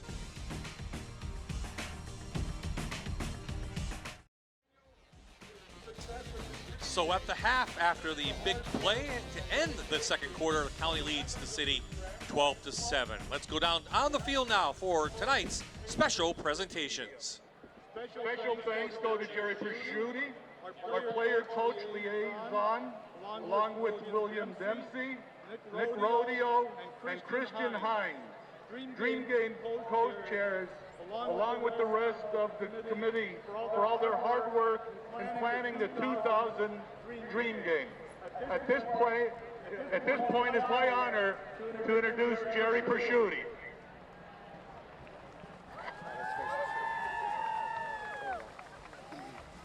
Hold this too.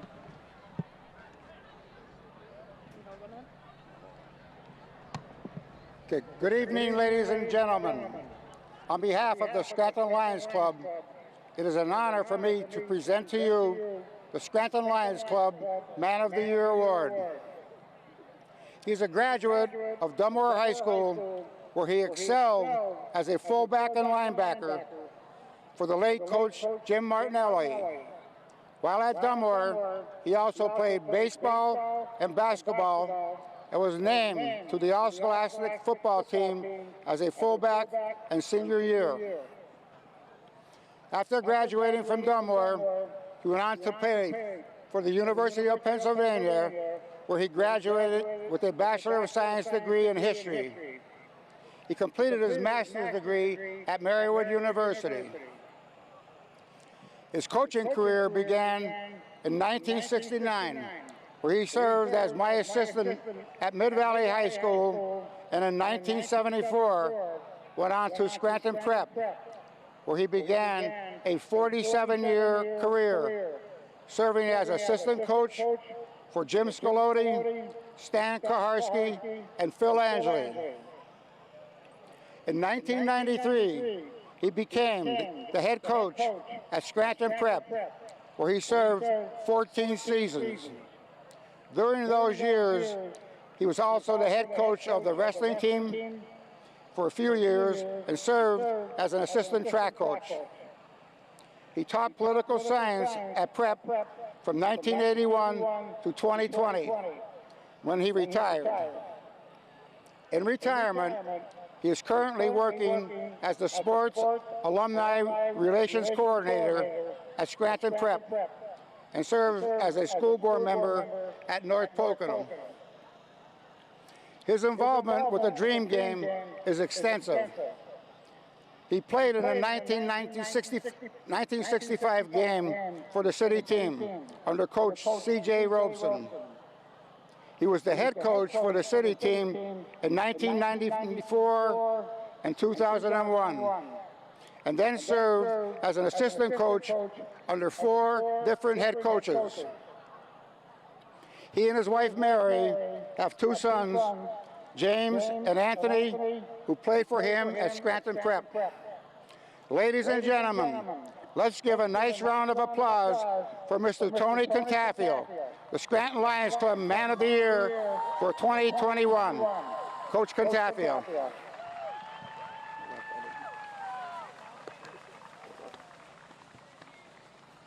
Thank you, George, and the Scranton Lions Club for this great honor. Never in the world could I have imagined that when I played in this special game 56 years ago, that I would be standing in front of all these great high school football fans. No accomplishment of this nature is possible without the love of a special family, and in particular, a great woman by my side, my love for 51 years, my wife, Mary. And my 2 sons, James, who is here with his lovely wife, Justine, the parents of our 2 grandchildren, Angelina and Giovanni, my other son, Anthony, who is not here because he has been activated by the U.S. Navy and will be shortly on his way to Djibouti, Africa. Other family members who are here, my brother Jim and his wife Tracy, my sister Pat, her husband Bob Moylan, and my niece Allison, my sister-in-law and brother-in-law Suzanne and Harry Rose. I love you guys. Between playing and coaching, I have been actively involved in football for 57 of the last 60 years. And for the last 47 years, football has allowed me to have a life-changing association with Scranton Prep. I owe the Prep administration, faculty, and staff more than I could ever repay. To the thousands of players I have coached, to the head coaches that I've worked for, to the assistants that have worked for me, and to those I have worked with, thank you from the bottom of my heart. And finally, to you, the great football fans of Northeastern Pennsylvania, Thank you, for none of this is possible without your enthusiasm and support of high school football. Thank you, Coach Contafio. And on behalf of the Scranton Lions Club, the 2021 Man of the Year, presented to Tony Contafio at the 87th Scranton Lions Club Dream Game. Congratulations, Coach. Thank you, Jerry, again. We got one more now. Okay. Ladies and gentlemen, now we're going to make a special presentation to honor the memory of Mr. Carl Pfeifenberger, who passed away the past year at the age of 58 after a battle with lung cancer. He joined the Scranton Lions Clubs in 1993 and served as a president from 2011 until his death. In addition, he held a board position with the Lackawanna Blind Association since 2009 and as chair for 2 terms. To honor Mr. Pfeifenberger, the Lions Club asked coaches to nominate and submit a resume of worthy seniors who exemplified these same qualities Carl had. Seeking a player is not only a gifted athlete, but someone who goes above and beyond for their community. Representing Mr. Pfeifenberger is his daughter, Kristen, and his sons, Joshua and Keith. Kristen has also taken over his father's place as assistant for the Dream Game. I'm thinking about Carl right now because normally he'd be running around here, getting ice, carrying towels, and we miss him dearly. Really a tough situation right now. We will now present the first Carl Pfeifenberger Community Outreach Award to Liam Smith, a standout lineman from Wallenpaupack Area High School, who was a member of the National Honor Society, a Gold Honors Award recipient, and a member of Students Against Destructive Decisions at Wallenpaupack High School. At this time, Liam Smith, Kristen is going to give you the award as the man of the Community Outreach Award. Kristen and Liam Smith.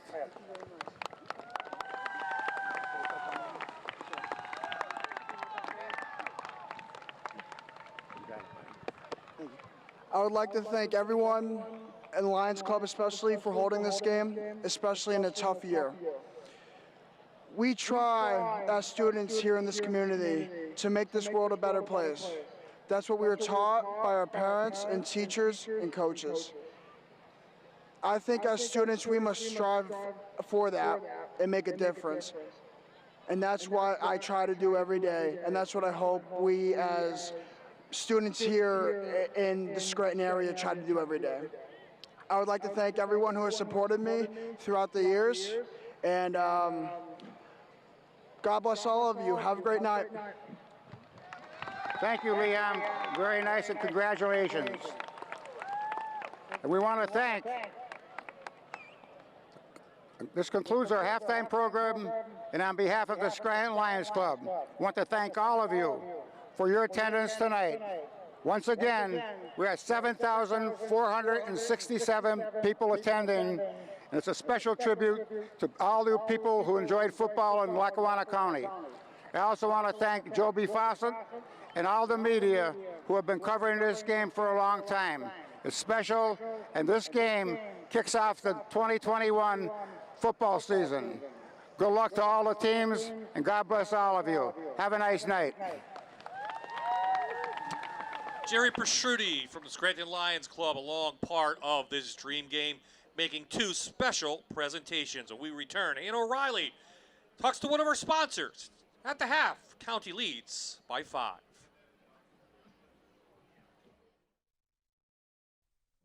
Welcome to Halftime. I am joined with Melissa Palermo. She is the Assistant Director of Nursing at Allied Services. Melissa, thank you so much for joining me today. Thank you for having me. So now, can you walk me through what a day in the life of the Assistant Director of Nursing is like?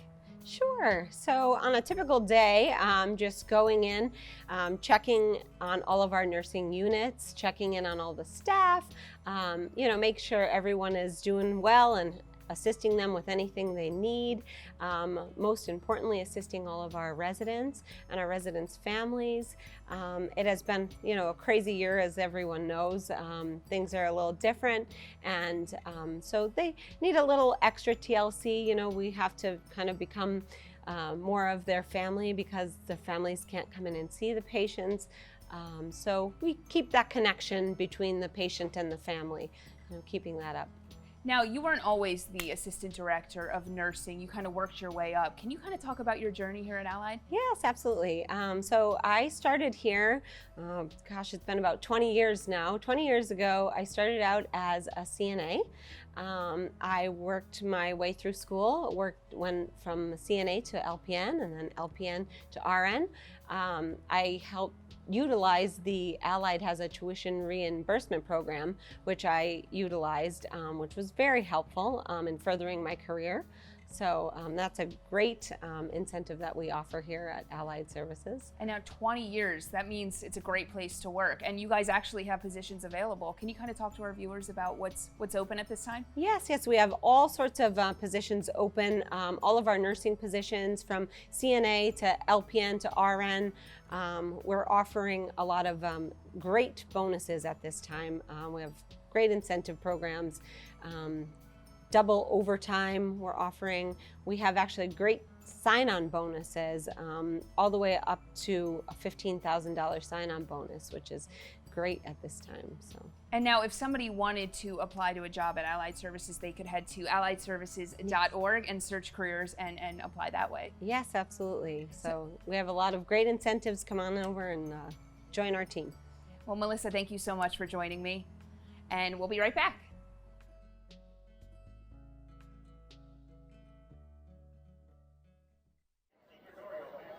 Not only am I joined by former Scranton Prep coach, but I am joined by the Scranton Lions Club Man of the Year, Tony Cantafio. Tony, how does it feel? Congratulations. It's a great honor. After being involved in this game for a long time ago and in this great sport of football, to be honored by the Scranton Lions Club in this way is really special. I mean, you've had quite the journey in athletics. Can you walk us through a little bit of what got you to tonight? Well, yeah, basically growing up in Dunmore, and my dad and my uncle, big football player, big football people, and actually for a long time the stadium in Dunmore was named after my uncle, Mr. V.J. Gatto, and my dad played for him, and my family's connection to the Dream Game goes back to the 1930s. And I played in '65, and as I've coached in the game 6 different times, and it's, again, very, very special. Well, I think it's very important to mention, you've coached a lot of athletes throughout your time, but 2 of your sons actually played under you. How does it feel to have your family a part of this journey? Well, there's nothing like that. That's very, unless you've done it, your own children, everybody's children are so special. And when you're coaching them on this football field, the thrill that you get is, I still get chills thinking about it. Well, Tony, once again, congratulations. We are very happy for you. Bob, back to you. We are back at the 87th Annual Dream Game. There you heard from Hannah O'Reilly. Thank you, Hannah. Bob Ide, Jan Cechak, Greg Dolan in the booth from North Pocono, enjoying this game here tonight. Zane Train added again, up for 5 more yards. That gives him about 83 on the game, and he has a 75-yard kickoff return. So not a bad night for the Western Wayne product. Zane is an amazing and very talented young man. I mean, he last year, he averaged almost 100 yards a game in his career, I should say, and he averages about 8 yards a carry throughout his career. And he only had 6 games that he played in last year, and he only, Bob and Coach, only had 1,400 yards in 6 games. So Aiden Oliver starts at quarterback from Delaware Valley. Flag comes in. Jasewski powered out of bounds, but this one may be coming back. So impressions on the first half, Coach? Yeah, I think, they settled in, like you said, started playing a little bit of offense. The end of the half there with that play, that's a game changer, right? That's a game changer, so they get a drive here. Obviously, that puts them in great position. They have to settle down offensively and see what they want to do according to the rules. So you can see that the county wants to sort of run the ball. Holding. They're great tail. Number 64 on the offense. 10-yard penalty. Repeat, second down. First holding call on the night goes to Klaus Walton for the county team from Lakeland. So that will push the county team back. So in the first half, Jan Cicek, they came in, they ran 28 plays for 106 yards, did the county. And as I said, in the first quarter, that was a lot of defense of just trying to get your legs under you, I think, get back to playing football. It really is. And that adrenaline that's pumping in all these young men right now. At the beginning of the game, they're not sure. They got to measure up the speed and the talent. Dropped it at the end. Do they say it's complete by Callanan? He says it is. He comes up, and they're going to give him the big play. Yeah, just trying to hit that seam, right? You're getting man coverage again. We keep on saying it, zero coverage. The middle of the field is open. They're running a seam down there. So two Delaware Valley products. Yeah, I think he had it. Yeah, the ground can't cause a fumble. And Bob, the one thing I wanted to say, and Coach, the first half, and we always talk about this, special teams. There's 3 plays that stood out on special teams that have affected both teams. So that's something that they've got to fix. So after the Keystone College first down between the two Warriors, Spataro from Lakeland shoots through for about 3. So things opening up just a little bit, as you might expect as you start. Going at halftime, make a plan, right? See what you can do. Special teams, like you said, always a factor. And now they're just trying to see what was open in the first half and adjust to that in the second half. Well, we know the city's is kind of short on their offensive and defensive linemen, so fourth quarter is going to be interesting for them. Oliver downfield trying to hit Wickenheiser. We have a flag coming in. I think we had a blitz on that. Let's see if they call that or not. So here's the pass play. That was a great coverage by number 10 by Grady. Pat, I mean, we know that he's a very good quarterback, and he can show that he can play defense.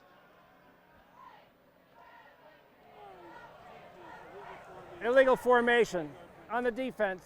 5-yard penalty. Repeat, second down. So that's a rule violation. 4-3, can't blitz, right? Yes. Man-to-man coverage. And that's a simplified version of it. Simplified, and there might be getting, again, a backer in the zone, a defensive end that's too far outside the tackle, which gives them a pass rushing advantage, and they're calling it. And right now, the city's got to adjust to that. Well, I see some blitzing as well. So maybe maybe that's I think it's just you play football. It's part of the game. Back to Spataro. He's got a nice gap. Shoots through for a Keystone College first down, up to the 30, a 15-yard gain. First adjustment, fellas. I think the county's running the power now to the open side, not to the tight end side. Now you can get people away. Now you have a little bit better of an angle there. You don't always have to run power to the tight end side. That was a nice hit by that. I'll tell you what, I think that was number 18 for the city. Yeah, Russell came in from West Scranton, and he hit Spataro pretty good in that instant replay. You saw that he recoiled when he got hit.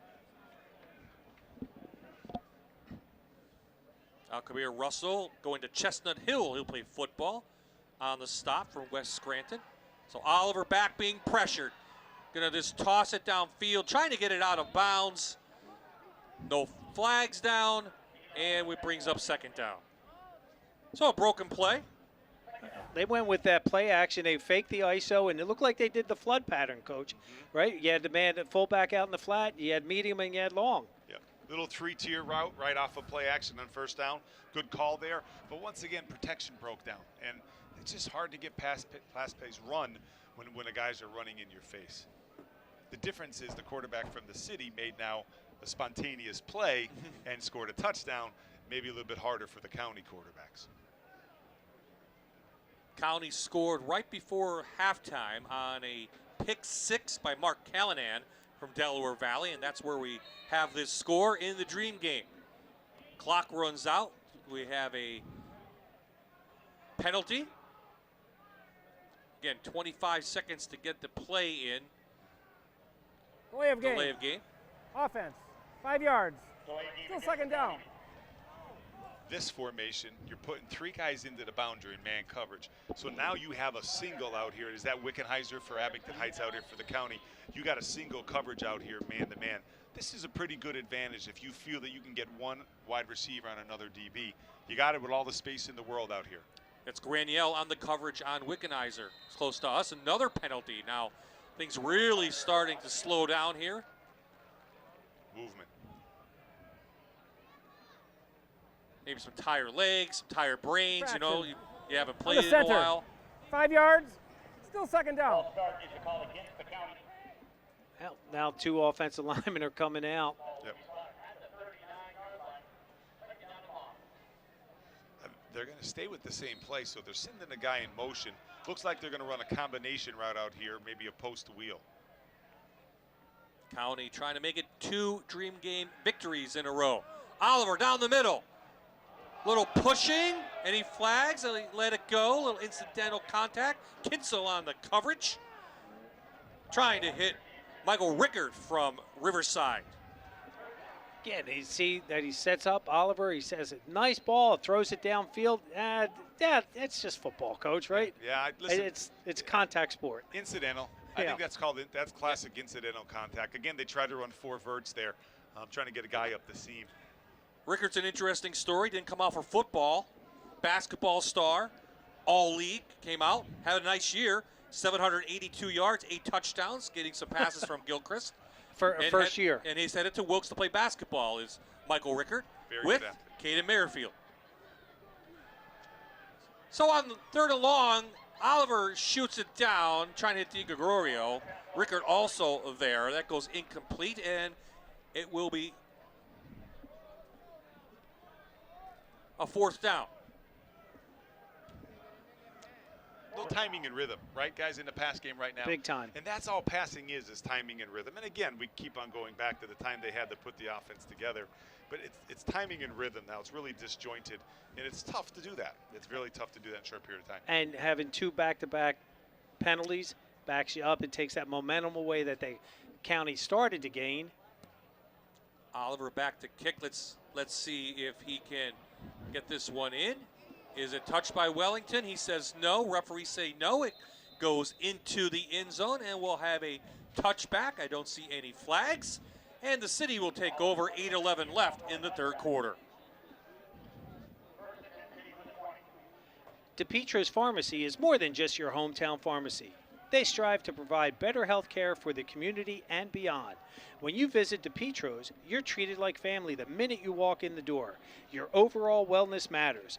When you shop at DePietro's, you give back to the community. Over 50 community organizations have benefited from their charitable contributions, and the list is growing every year.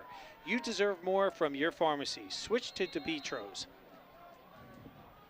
Caden Merrifield from West Scranton goes underneath center to start this 3rd quarter for the city's first possession. Little mix-up to Melnikoff. Spins out, but he can't get away from the County defense. And let's go down now. Paul Grippy was a special guest. Okay, Bob, I have on the County side Zane Januszewski out of Western Wayne. What's it like being on the sidelines? Or I should say, how did you get to play offense, defense, and special teams? It's always an honor. To play this game, it's an honor. A lot of great players before me, and to play both sides, you know, I'm getting the most out of this game, you know, having fun with the last time with my boys in high school. So. Yeah. I'm just having a great time tonight. Yeah, you're a veteran of these all-star games played in the East-West. What's it important to get out of this experience for a player? You only get it once, so I'm making the most of it right now. You know, just having fun, like I said, and obviously you want to win, but I'm having fun with the boys tonight, and hopefully we do get that win. Yeah, you had such a great career at Western Wayne, all kinds of records, won the Fiore Caesar Award, now going to Bloomsburg to play football. What are you hoping to get out of that experience at Blooms? I'm hoping to have a great 4 years there under the tutelage of Coach Sheptak. He's a great coach, and all of his coaching staff is great, and I want to get a degree and be a teacher and hopefully coach someday. All right, having fun tonight? Yes, sir, having fun tonight. All right, thanks a lot. Thank That's from the County side, Western Wayne, Zane Januszewski. Zane Train having himself a night and had a pretty good all-star season as well, so he'll head to Bloomsburg And maybe see some action down there. Trying to set up a screen off of Kinsel's hand and almost picked off by number 21. Well, Coach, we were talking earlier. You said first half, it's setting up a screen. There it was. Just a little bit of, like you said, timing. Especially with a screen game, it's timing. They had it. If he could have caught it, they had some people out in front. Now that one kid was there if they got him blocked. Spataro going out on the thing. So it's, yeah, he's injured right now. The Lakeland tailback. Yep. Giovanni, yep, he's being carted off. Oh, yeah. Yeah, looked like a shoulder injury. We hope he's okay. Oric from Oric from Honesdale on the coverage there. So a punt in, Padrika back to kick it. DiGregorio and Jaszewski back, and we'll have a delay of game. Looks like Michael Burke is doing the snapping from Dunmore, and a round of applause for Dominic Spataro. Giovanni he was just he's a tough kid. He really has helped launch Lakeland onto the football map by winning that district last year. I was thinking of his brothers, Dominic. Yes. The quarterback this year. Nico, right? Yeah. Giovanni, 4,000 yards at Lakeland, 42 touchdown, headed to Widener University, and hopefully he's okay. Likes to watch the Steelers play. Hopefully the Steelers and Cowboys will open up soon for the NFL, coming up in the Hall of Fame game in a couple weeks. August 5th. Bob, you were just at the Hall of Fame, if I'm not mistaken. Were you following me? Stalking you. Yes, I was. Yes, I was. It was a pleasure. A lot of history there. I wanted to show my 14-year-old son some of that. Of course, Mike Munchak, we went to see him, and then he got to meet Mike at his golf tournament a week later, which I thought was really cool. So we got a nice picture with Mike. So appreciate that from Mike Munchak. And my son is here somewhere in the crowd. Part of this 7,400 and change. Nice. Another penalty. So flags have been raining in this third quarter. Do you chalk that up to anything? Just tired? Just not football ready yet. Yeah. I mean, they're just first half the adrenaline carried. Now they're just getting settled, and a little bit of tiredness, I would imagine. Coach, what do you think? A little sloppy. I think this one is the chains. To be honest with you. The chains is it. I think the chain gang had a little problem there. So I think they just had to move the chain, so they stopped the play there. And that was going to be power to the open side again. It seems like they were going to go away from the tight end coming out in this second half. Now you're either going to see power O here, or you're going to see play action right now. So Johnny Gilchrist from Riverside in the game. Started the game, no completions, I believe. It had a rough start. Of course, it's tough to get going in an all-star game. He'll get off to Jaszewski. He's got room on the right side. Puts his shoulder down and runs out of bounds. We have a late flag coming down, which might be a push in the back. But a big game by Jaszewski all the way down inside the 15-yard line. So let's look see at what the flag burst is. that he has on this. Does a nice job, and boy, if they called that a push in the back, that's tough one, Coach. I'm sorry. Yeah. He really just put Block one in the back. Yeah. Number 14 offense. 10-yard penalty. Play still results in a first down. Little outside zone there. I think that's a tough call. But you got to remember too, referees first game back too. We got to give them a little leeway. But you're right. I think that's a non-call, right? I think that's a non-call. I would agree with you there. Now, does that come back where the penalty is, or does that come back from the line of scrimmage? It comes back to where the penalty was. So where the penalty take was. it back from there, I would imagine. So it may still be a first down for County. It does. They will move the chain. So Keystone College first down for the County inside the 25, leading 12-7. Really good call there. They were going a lot of inside power game, and they went shotgun and went outside zone. So that's a pretty good call. And you're going to see him the rest of the game, it seems like now, with Spataro injured. He's going to get well over 100 yards. Well, after that run, he is closing in on that. Back to Zane. Uh-oh. Grady trying to tackle him, can't get him. Kinsel comes in later, but they string him out. He picks up about 4. When you run out of the eye in this game, there's 9 guys in the box, right? The 2 corners take the wide receivers, and then there's a lot of people that you got to block because of the rules in this game. It's tough sledding. You have to think throw here. And they were actually trying to run the power on that, and Zane bounced it outside because all the gaps, A, B, and C, were all plugged by the city's defense. Yeah, great point, Coach. Let's see if Gilchrist wants to find Rickard on the outside, covered by Granio. They're going to hand it off to Noto, and he's falls forward inside the Allied Services red zone inside the 20. Well, again, Noto, you got Zane back there. Use him as a decoy, I suppose. And Noto had that great fullback trap where he broke it for 12 yards in the first half. So we'll see. What do we have now? That was counter back to the tight end side on second down, right? So now you got a third and medium. You know, they're getting in an I set here, I twins again. Here was the outside zone the last time they ran it to Zanishevsky when they ran twins outside zone.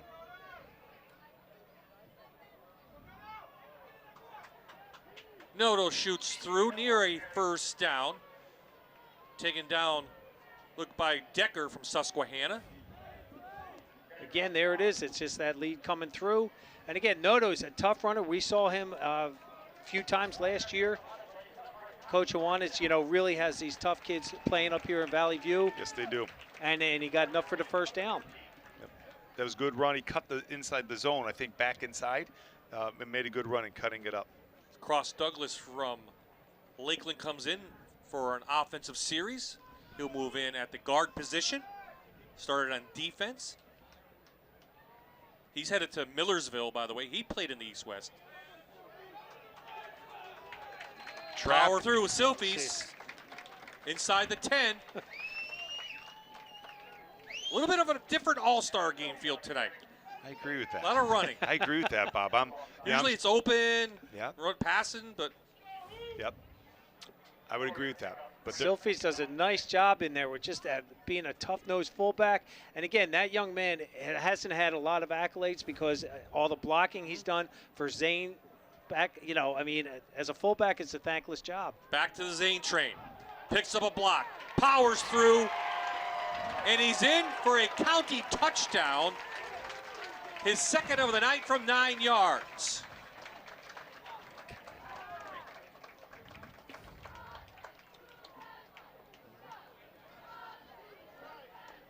Again, you see, I was just talking about Silfies on that. Again, does what he does best. He goes up and he's blocking. And again, Zane read the block and he bounced it back inside for the touchdown. It was the counter again, right? Right guard and right tackle pulled to the tight end side. Well blocked, but again, guy sitting in the hole. Zanichevsky ran through people, right? Yeah. If I said that name right, I think I said it right. That's okay, yeah. Catch me there at that name. That's all we call him. Janishevsky. Yeah, Janishevsky, right? But he ran through that. Another tackler. He's just that type of kid. And it looks like they're going to go for two. Quarterback run. Lucarelli in. Quarterback run. Trying to get a block. He does to the corner. Knocked out of bounds by Gartsy. They knock a referee out, and I don't think he got it. I hope the referee's okay. Yeah. He's up. He didn't get it. He said, the referee's going, I didn't see it. So it's a 2-point conversion, goes incomplete. Yeah. Here, we'll look at this again before we take a break.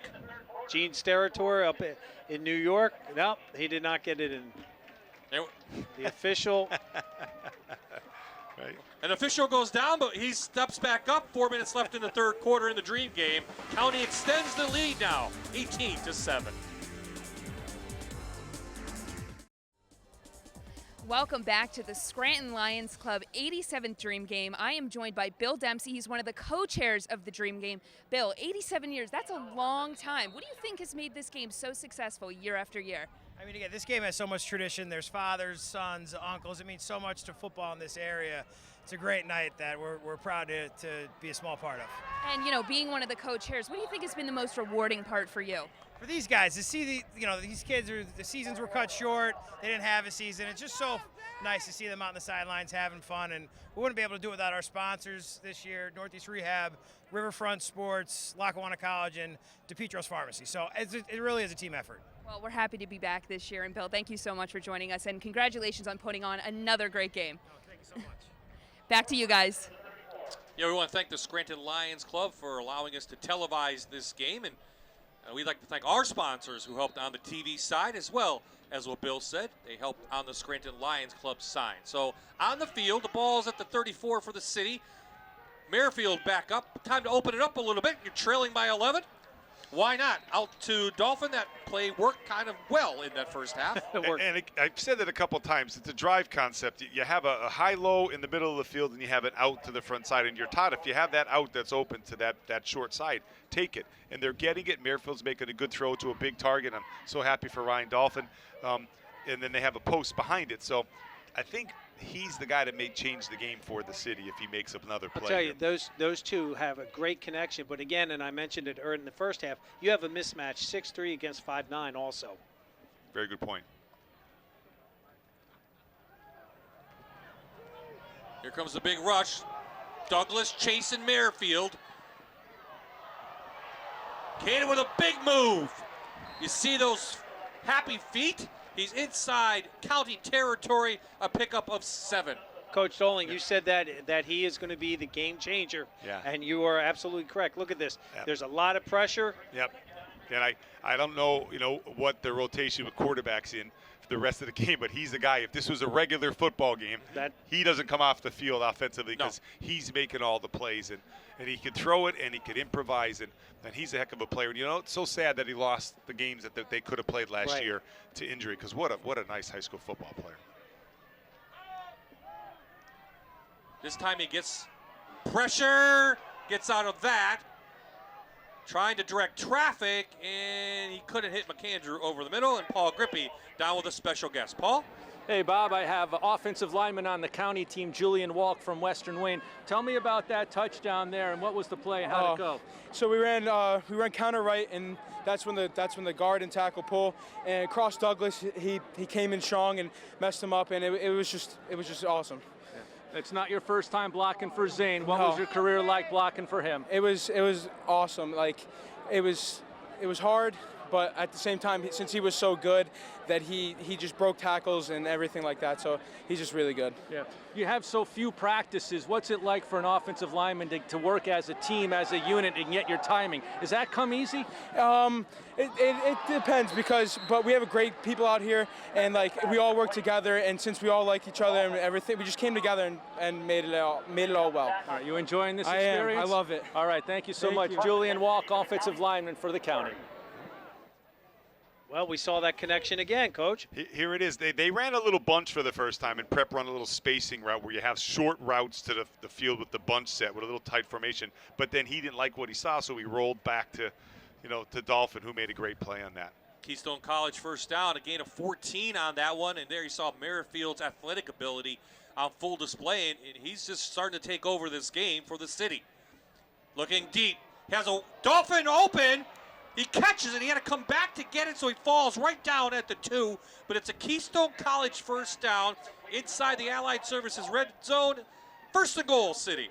Must have been a breakdown on that secondary coverage. Yeah, they ran a flood, but then instead of taking the deep route, like a 9 route up the sideline, they broke Dolphin to the post. Really nice little play there, and they thought he was going to sideline. He came to the post wide open. Good catch. Again, making things happen. Great response by the City team. 28-yard gain. Absolutely, and they needed this right now. They needed this drive, and more importantly, they're going to have to punch this in. This is all generated from number 12, no doubt, down on the field, showing off his skills. And let's see if he can get the touchdown. Tries to get a block to the corner, and he's in. A City touchdown by Caden Merrifield. I'd have to say his first one in 2 years. Yeah, isn't that great for that young kid to be able to play the game? And, he's just going to make play after play after play. And sometimes the quarterback that gets in the huddle makes people believe, right? Oh, and his actions are speaking louder than words. Now, do you go for 2, you have a great kicker, then you only trail by 3. Coach Bob again. Coach Bob. Too early? Too early, Coach Bob. You don't chase points early, right? You don't nope. What are they doing? What are they doing? Are they going back to it?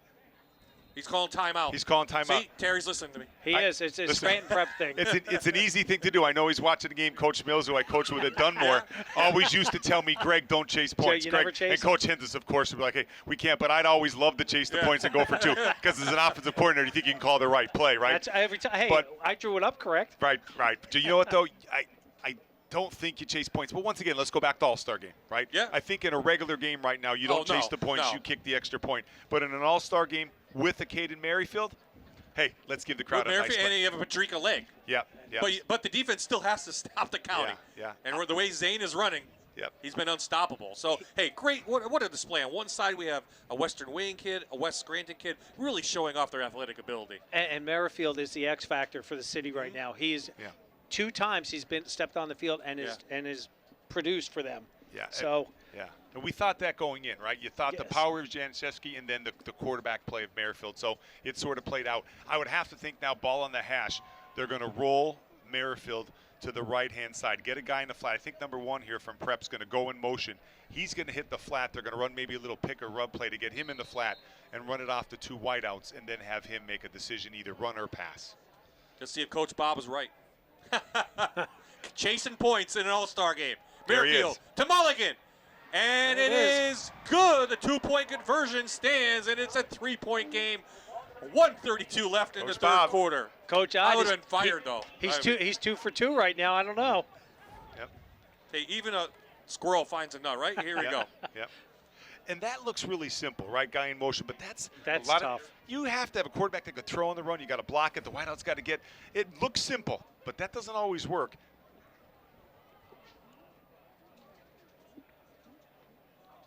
For more than a century, Lackawanna College has been changing lives. Now you can earn your bachelor's degree from a respected school close to home with the most affordable tuition in the region.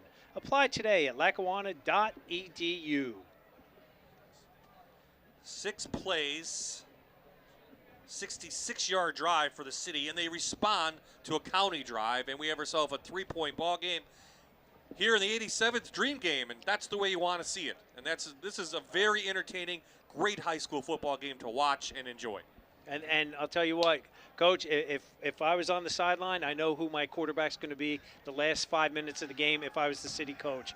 Yeah, you have to be careful of getting everybody in and knowing the rotation. Right. But it's pretty obvious if the game's late now, you think he's going to be in the game right now. Well, kids want to win. That's right. I mean, as much as the coaches do, but the kids want to win. And you got to play to win. Yeah. Phil, how about the 3 of us standing outside the booth here at halftime going, what a beautiful night. What a great Bob saying, wow, let's go high school football. Now we got a beautiful night with a great game coming into the fourth quarter. So can't ask for more, right? Hollywood scripted this one out, right? So Patrica will tee it up 3 times. Last year he kicked it into the end zone. Let's see if he puts his leg into this one. He does. But DiGregorio takes it at the 5. Let's see the speed of the Old Forge product. He finds room. He shoots through, and they get him out of bounds. Dolphin gets him out, but great field position for the county. DiGregorio, I'll tell you, we saw him start his first game at quarterback 2 years ago, and he's a great athlete. Look at this. He gets a 27-yard return on this just by stretching it out, good block in there, and he cuts it up right up inside that hole in there to gain that extra yardage. He's made a difference in special teams tonight, right? 1/3 of the game. We always talk about that, right, Coach? Absolutely. Have to be sound in special teams. Coach P there on the sideline, a little bit of a smile in there, but he knows there's a lot of football to be played. Handed inside to Zane. Let's go back to DiGregorio. All-stater, played quarterback, running back, just about everything. For a career, 586 yards on 39 catches, 6 touchdowns as we take a look at the Zane. All-purpose yards, 2,078, 5 touchdowns on a return. And he scored every 7 plays. He's headed to Kings, and they're going to enjoy him down there. Absolutely. He's just such a playmaker for them. Stop and go. Gilchrist, Callanan, wide open, makes the catch, and steps out of bounds at inside city territory at the 26-yard line. A Keystone College first down. Pitch and go, Coach, right? Stop and go. Nice, really nice throw, nice play. I was just saying the game's starting to get an identity now. The county is physical, pound the tailback. The city is going to work with Merrifield. But now they go a stop and go, and I think they get back into pounding formation right now. Well, again, now it's the guessing game. Okay, Johnny Gilchrist, we know, Up, we have an injured player for the city. I would Couldn't make imagine it off the cramping. field. He's Yeah. cramping up, number 58 from the city. That's Krajewski. That's Krajewski. That's our Yep. defensive end, and thank God it's just a cramp. And here's the thing why he's cramping, fellas. He has not come off the field at offensive line and defensive end the whole game. Very unusual for an all-star game, right? And it's because of the numbers that they had at the line of scrimmage. So it's not surprising that he would. And let me tell you something about Chris. He gives you everything every play. So, that a guy like that's going to cramp up, and fatigue will set in. He'll be back. As soon as he can get back, he'll make an impact when he gets back. Thank God it's a cramp. So we talk about high school football returning. Jan and I will return for another season together. Yes, he's agreed. And here's what we have. And in our first 4 games of the season, these are all confirmed. Berwick and Southern Columbia, wow, 2 of the most recognized names in the state, never played against each other. Southern Columbia, 11-time champion, 7 in a row.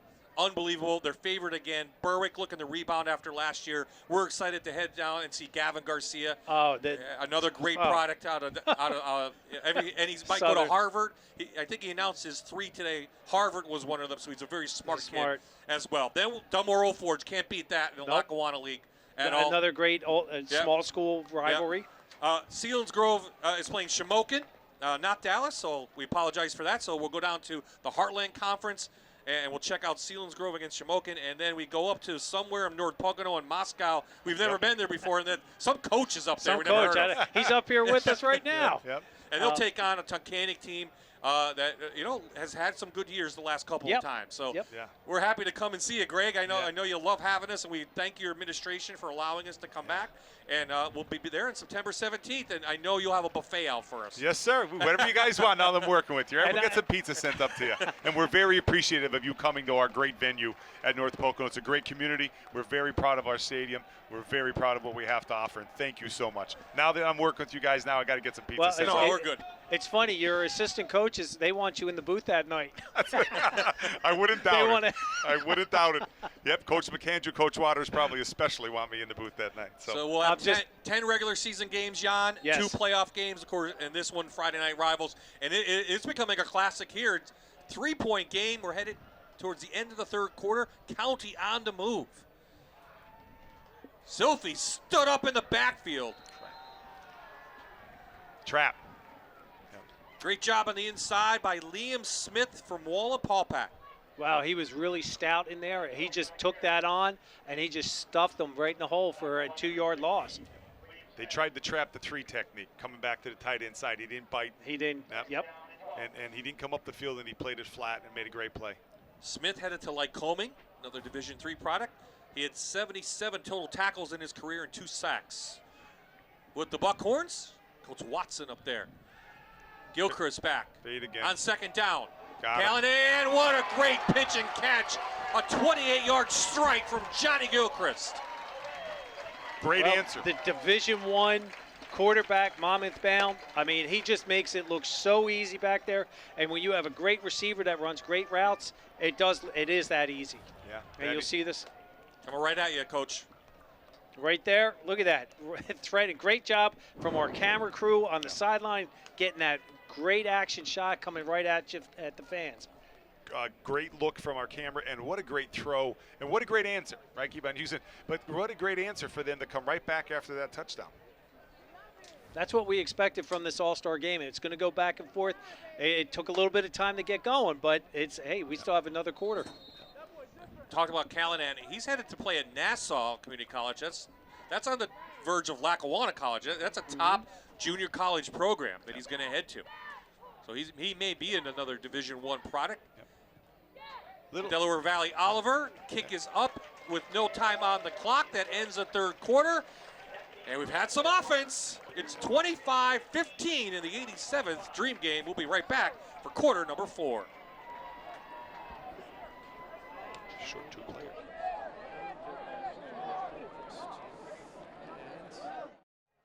You're watching live high school football on MyTV, WQMY. Thank you to the Lakeland cheerleaders for welcoming us back into the 4th quarter in the Dream Game. Oliver kicking it off for Del Val and the county team. Garski from the 5. And he's going to be chased and tackled. And let's head down to Paul Grippy with another player interview. Paul? All right, quarterback for the county team, Johnny Gilchrist, played at Riverside. What went into that touchdown? You saw him get separation, I think. I mean, Mark, we have great athletes across the board. Mark is our great athlete. I mean, you saw it in the first half with that interception return, and you saw it again here with two double moves for two big plays. And you know, I can't say enough about our athletes, and it's nice to finally get the ball rolling. Yeah, you've got good quarterbacks on your team, not just you, but what was practices like? It must have been an air show. It was so much fun. Like I said, we have just great players. You know, we knew the talent we had. It was just a matter of executing, and you know, I feel like we're starting to get there in the second half, especially offensively. Okay. All-time leader in the Lackawanna League for passing yardage. Now, this game doesn't count toward that record. I just don't want to break your news there. But going to Monmouth now, why did you choose that? What are you looking forward to?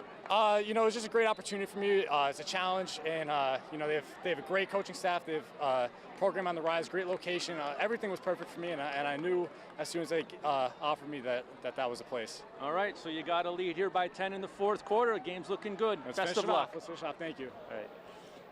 What a great kid. He was our Bath Feather Scholar Athlete of the Year. It was a tough choice. He won the $5,000 scholarship. A great family. Family's here. They were here really early. They were. You know, you can't say any much more about a high school kid. He's done everything. He's number 2 in his class, I think you said. I mean, class president. I mean, he did everything he could in high school. Scholar athlete. That's the good thing to say about it. Scholar athlete. Absolutely. And that's a great thing to hear about a young kid. That school comes first. And that he's worked so hard to get the academic portion. Coaching, you know this, that you stress that to your kids. You were here for school, you know, and when you have a kid like that leading, other kids will follow by example. On the field, we had a penalty on the city. You can see they're in their own end zone. Caden Merrifield's going to air it out to Ryan McAndrew, and he makes a great catch on the sidelines, get a foot in, and he gets the first down. 23-yard gain, and they move the chains for a Keystone College first down. Boy, Caden is so cool under pressure back there, Coach. Yeah. I mean, one-handed, he gets the ball at the snap one hand, loads it up, and he gets that first down yardage all the way back from that penalty. That was thrown on time, right? That's what made that special throw, and that's from the one hash to the other sideline. That's a heck of a throw. The one thing I'll say right now is they got to be careful with the city, and I know the coaches know this. He's scrambling around a lot. You got to be careful with a big turnover. Something's going to happen. He's got to be careful with some of that improvisation. Play action. Play action. Whoa. Flag comes in. Everybody saw it. This one's coming back. Merrifield still has time. Still waiting. Throws it down and out of bounds. But a clear holding call. In fact, a takedown, WWE style. Yeah. And this one's definitely coming back. It looks fun, right?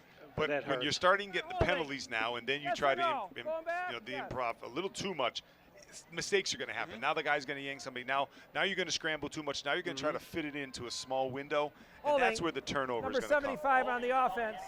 10-yard penalty. Still first down.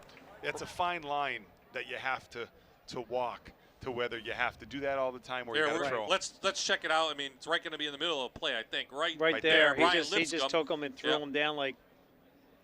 Lipscomb from West Scranton with the takedown of the night. Yeah. That's like a WWF yeah, down there. That was.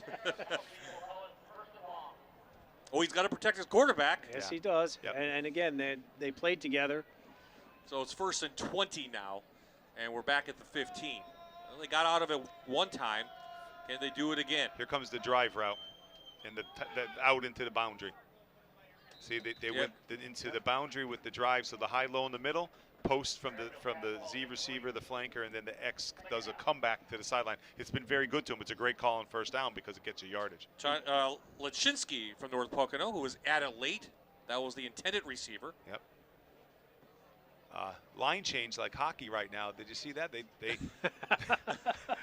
I missed that. Yeah. No, they've been rotating because they don't have enough guys. They're trying to keep fresh legs here in the fourth quarter. That was all linemen coming in. That looked like a hockey exchange right there. So there's not many good play calls here, fellas. Well, you got 2nd and 25. Get maybe some of it, right? Just get maybe half of it. Still one-on-one coverage. Merrifield going to improvise. They can't get him. He just throws it down, and it is caught! Somehow, some way, Ryan. Wow. Is that McAndrew? No, that's number 8. Yeah. That is Vito Gianello from Scranton Prep, who pulled it in the tight end. I didn't see it, fellas. Did you see what happened? I thought it bounced off the one receiver. I thought it hit Sam Smith's hands on the Yeah, sideline. that's what I thought, and I think and then it must have ricocheted. If we get that replay, I didn't see what our happened. replay guys are great at this, and our crew. So it's Gianello. There he is. He's going to come over. You see number 8 in there. Yes. Yes. Yep. It sort of went through Yeah. Sam's hands. Yep. Dolphin? Or that was Lachensky, I can't think again, or Smith. Somebody from North Pocono. I think it was Sam Smith. Yeah. It went through. Sam made a great try, a great effort. It went through his hands and just went right into his. But once again, don't block anybody. Merrifield makes the play. Play of the night. Yep. They cut the lead and with the PAT to 3. And we're starting to score at will on both sides. Padrika's kick is up and good. We'll take a timeout. We need to take a breath. Boy, we got ourselves a ball game tonight. Hope you're enjoying it. And this number 12, he's putting his name in the books. I'll tell you, we're going to miss him. We're also going to miss Gianello from Scranton Prep.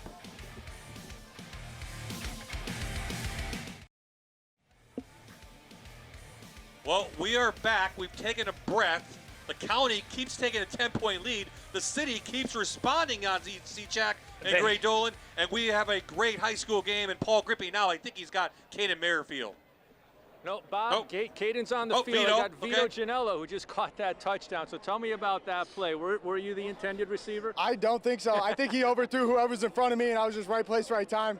Caught the touchdown. That's it, yeah. All right, so that gets you guys right back in this game. You were down by 10 here. How do you feel about how your team's doing tonight? That gave us some momentum here. We got 10 minutes left. I think we can make something happen here. Right, all right. Thank you very much. Yeah, Great no job on that Thanks. touchdown. At some point, we will get to Caden Merrifield after he takes a breath. So Padrika will tee it up. We have a 3-point game, 10:51 in the fourth quarter. Callahan and Di Gregorio are deep for the county on this return. And Bob and Coach D, you were saying, we were just talking about this, it keeps going back and forth. And this is what this game is about, is excitement. Fourth quarter seems like it's going to be pretty wild. It's going to be fun to watch. It was 12-7 at the half. So we've had a lot of scoring since then. Callahan looking for a gap. Nice The job. Kinsel comes back on the backside to make a great tackle. Carl Kinsel out of Dunmore, we call that name a lot. They're going to miss him in Bucktown. Boy, I'll tell you what, he stayed in his lane, and he did a great job converging and brought him down, because that play was set up pretty nicely over there. It was. It looked good. Listen, tough kid. As all the Dunmore kids, right? The Bucks. I mean, they tough kids running down the field and covering kickoffs, and that's a great play by him there, because like you said, it's set up if he doesn't tackle him.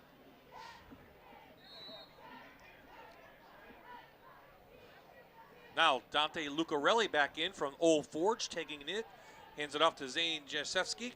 Patty Grady makes the tackle from Scranton Prep, and I think we're going to have an injured player. Is that Walk? That's Walk. Yeah, from Western Wayne, who remains on the ground. Hopefully that's just a cramp. So I'll take a brief break right here. And we'll get some hydration in the players.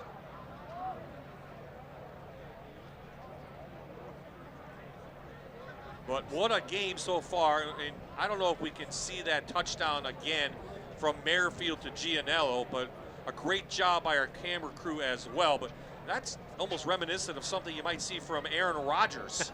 I mean, something like, I remember in the Dallas game. Here it is right here. So, I mean, he's running for his life right now. But again, cool under pressure, and he gets a good throw, overthrown. And that is Smith. Great concentration, and it's about 90 yards. That's what we figured.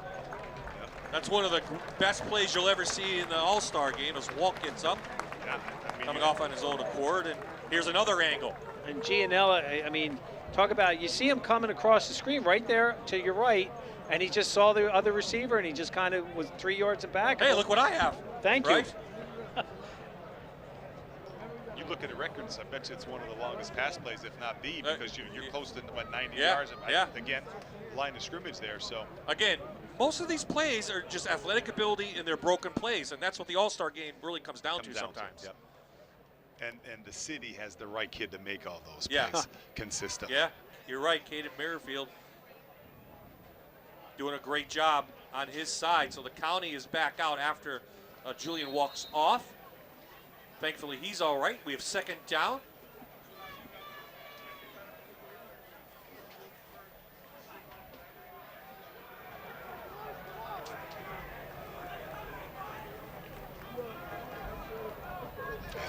Jaszewski stood up. Great job by the line up front for the city defense.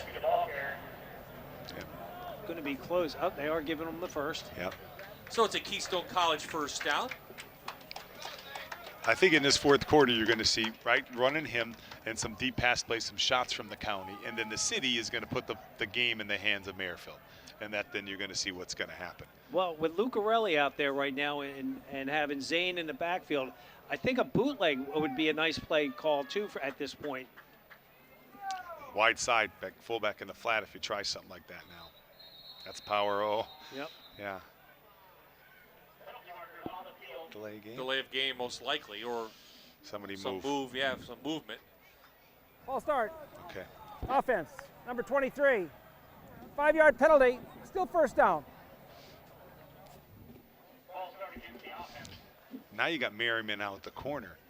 Merrifield out at the corner. So again, could be another game breaker out there with something. Maybe some of the corners have been running around and getting a little tired, but now he's out at corner for them. So. Well, Merrifield's, he's a 6-foot guy, so he's going to match up well with any of the receivers that the county throws out there. So a huge night from Merrifield at quarterback, from Jaszewski on the county side. He'll get the handoff again, over 100 yards.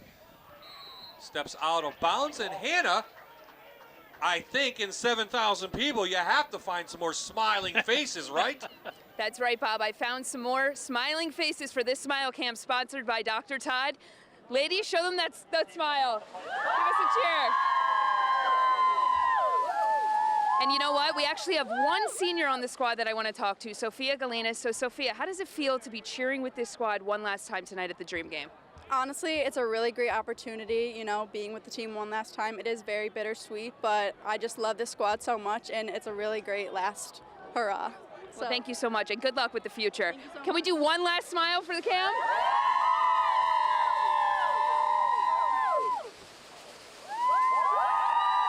So the Scranton Prep cheerleaders, of course, on the city sidelines. Thank you, Hannah.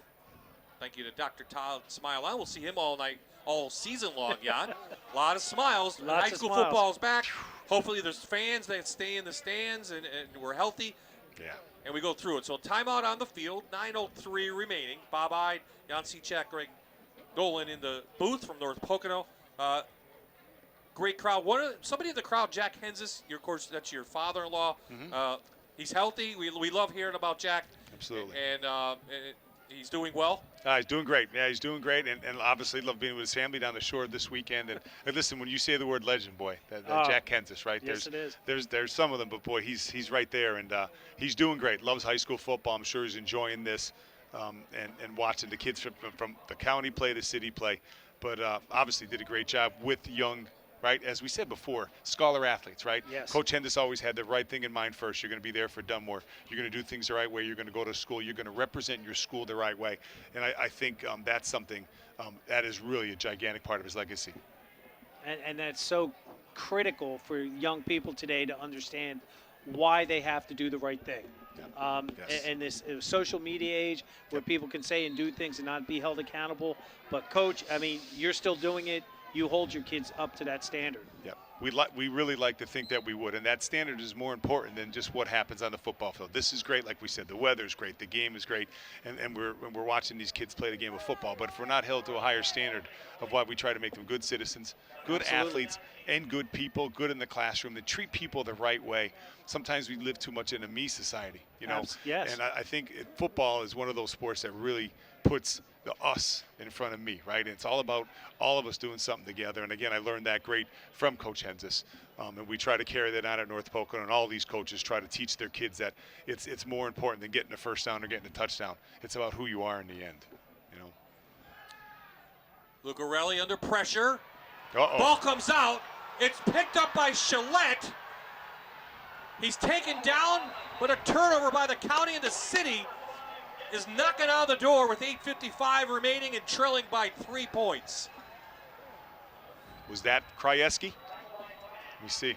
See right here, there's good coverage secondary. Liam Smith and Michael Burke. Yeah, Michael Burke from Dunmore and Liam Smith from Wallenpaupack, 2 great kids. And that ball just bounced perfectly into Gillette's hand. Of course, Gillette played 3 years at West Scranton, transferred his last season to Scranton, so has a lot of familiarity with the West Scranton kids, and he's headed to Misericordia to play football. It was a pleasure to meet him this week and do an interview, and he was outstanding. So happy for him. Of course, his brother played a couple years ago and had a big night. So Merrifield's back at quarterback. He's dual threat. Ray Milnikoff, who hasn't touched the ball in a while, is going to carry it, try a little trap, and he doesn't go anywhere. Good defense in there by Cross Douglas. I think they're setting our quarterback up for a keep right now. Yeah. I don't know. Yeah. Sneaking suspicion here. Little 2-by-2 there. Probably tried to run a little zone into the boundary. Again, Prep does a very good job in their regular season of running so much zone. That was a shotgun zone snap, I think. Now I think you'd have to see Merrifield probably improvise here on a 2nd and long.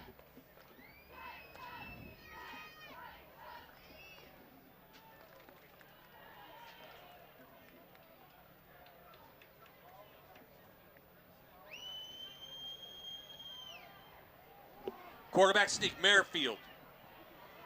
Doesn't get a block, but gets a great tackle by the county side. From that, was that number 20? 20 and 28. That was Machado that came up, and then he was supported by Wolo from Mid-Valley. You called it, Coach. You said set something up. Now that was quarterback outside zone. They strung it really nice, right? They did. Then they came up. They closed some gaps, and then a guy came up from the outside. So now here we go again. 3rd down, right? Now they got to get protection. But if they don't, right, they have him running back there, running around. If you're going to mention a guy like Jim Brown with the tailback, I'm going to say Fran Tarkington now with this quarterback, right? Okay. Date the 3 of us in here, right? We're going to Absolutely. date the 3 of us. He's like Fran Tarkington running around there. 3rd down. Merrifield with time. Trying to find someone that's open. Heaves it to the end zone. And it is caught! Wow. Dolphin. Ryan Dolphin from North Pocono calls in the 24-yard pass. And Caden Merrifield is putting on a show tonight. Yep. On the field for the city team. Another broken play touchdown, Coach. Yeah, and what Jan was talking about before is using his size. Right there, he threw the ball, he came back, he used his 6'3" frame, came back to the football and made a wonderful catch. I think this is a 2-2, but that the 2-point play, or they going extra point, or they're going extra point. Extra point. That was right again, making something out of nothing, and then a big, tall receiver going up on maybe Just a smaller cornerback, right? But again, just a mismatch. But what a great job Fran Tarkington. You like that call, Jan? I did. Good. I loved it.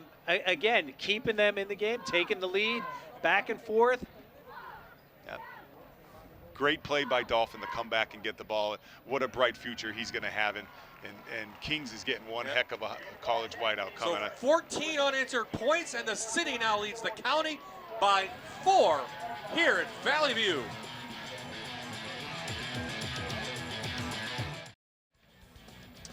City converts the turnover into points, a short field, 14 unanswered. They trailed 25-15 in the 4th quarter. But just like you expect in an all-star game, they've come roaring back, and now we'll have to see what the county can do to answer. And all night, the teams have answered each other. Yes, they have, and that's what is so exciting about this type of an all-star game that we are watching. And remember, at halftime, 12-7 was the score. County led. Yep. So Padrika puts a leg into it. He hits it deep, Callahan from the 1. Already an interception for Callahan and a touchdown through the air, and he brings up this return up at the 29-yard line. Kinsel again on the tackle. Great job by Sam Smith taking on 2 blockers there too on the kick return. You'll see this, that he just eyes that ball in. I would have loved to see him put the ball in his left hand, again, because if you watch as the defender comes in, if he put his helmet on that ball, it would have been out. But again, the 28-yard line, let's see what County can counter with at this time. Well, let's see who comes out and plays quarterback, because everyone has had some success. I think it's going to be Oliver, number 7 from Delaware Valley. I mean, you have 3 great ones to choose from. Gilchrist has a touchdown through the air. 3-by-1 to the wide side.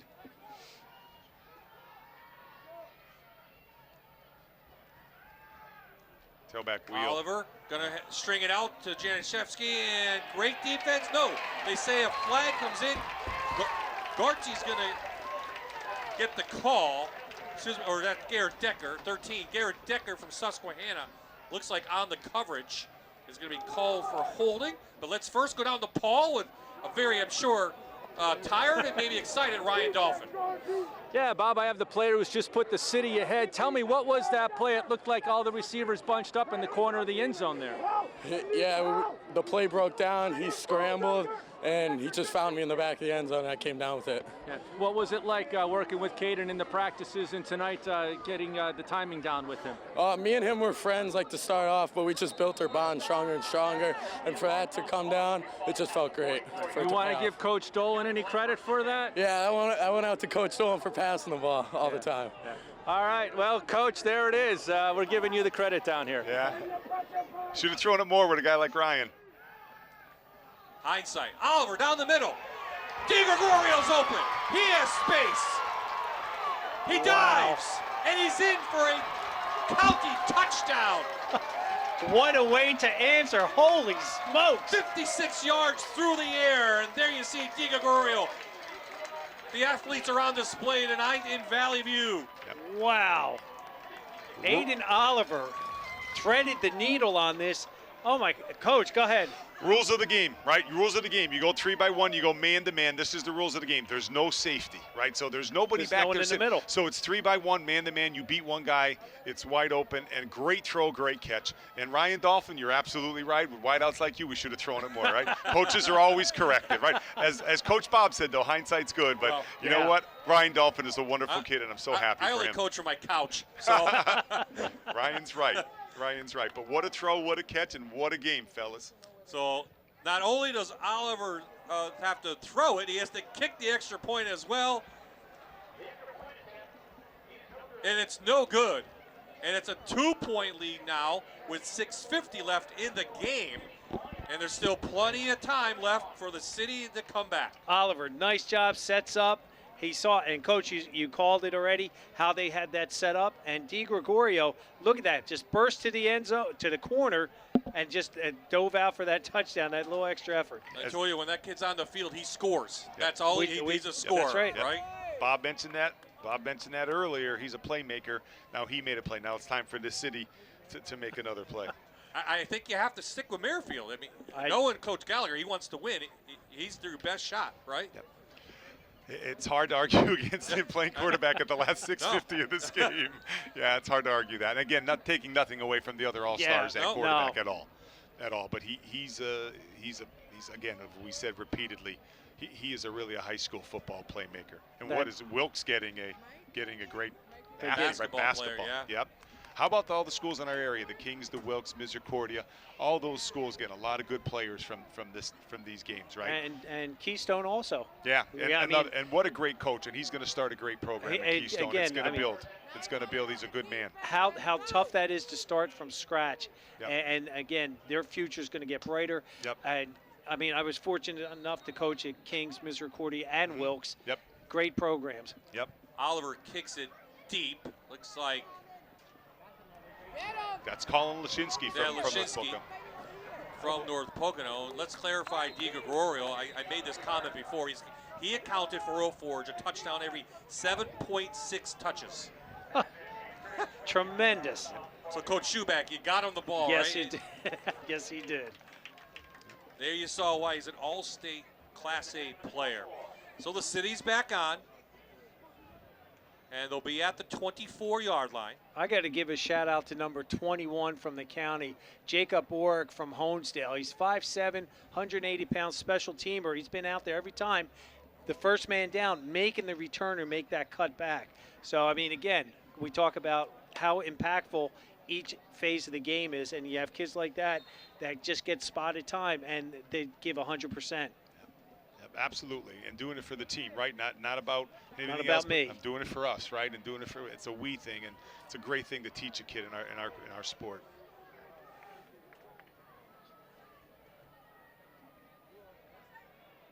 Man to man. Melnikoff. He's such a nowhere tough to go. runner. And Janicevsky from his linebacker position looked like made that tackle.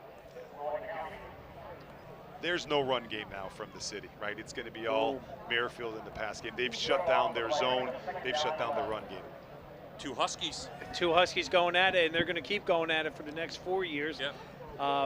And I'll tell you, Melnikoff is a big, solid kid, and I'm sure Zane felt a little bit of that. I mean, Melnikoff had 14 times in his career he had 100 yards. An all-stater from Lackawanna Trail, number 44. But Merrifield loses it a little bit. Oh, here we go. Merrifield scrambling, throwing it down. Mulligan and DiGregorio going at it. It falls incomplete. And bring Pigeon up third back down. there. Yeah, and Pigeon was back there to help with support over top. Really good Yep, coverage. Go ahead, I'm sorry. I'm sorry. I'm just saying really good coverage here, but again, the fumbled snap. Right now on third down, I think they have to throw something on time. They have to throw something in rhythm. They have to throw something that you're going to plant the foot and hit somebody that's open on a timing route, on a rhythmic route.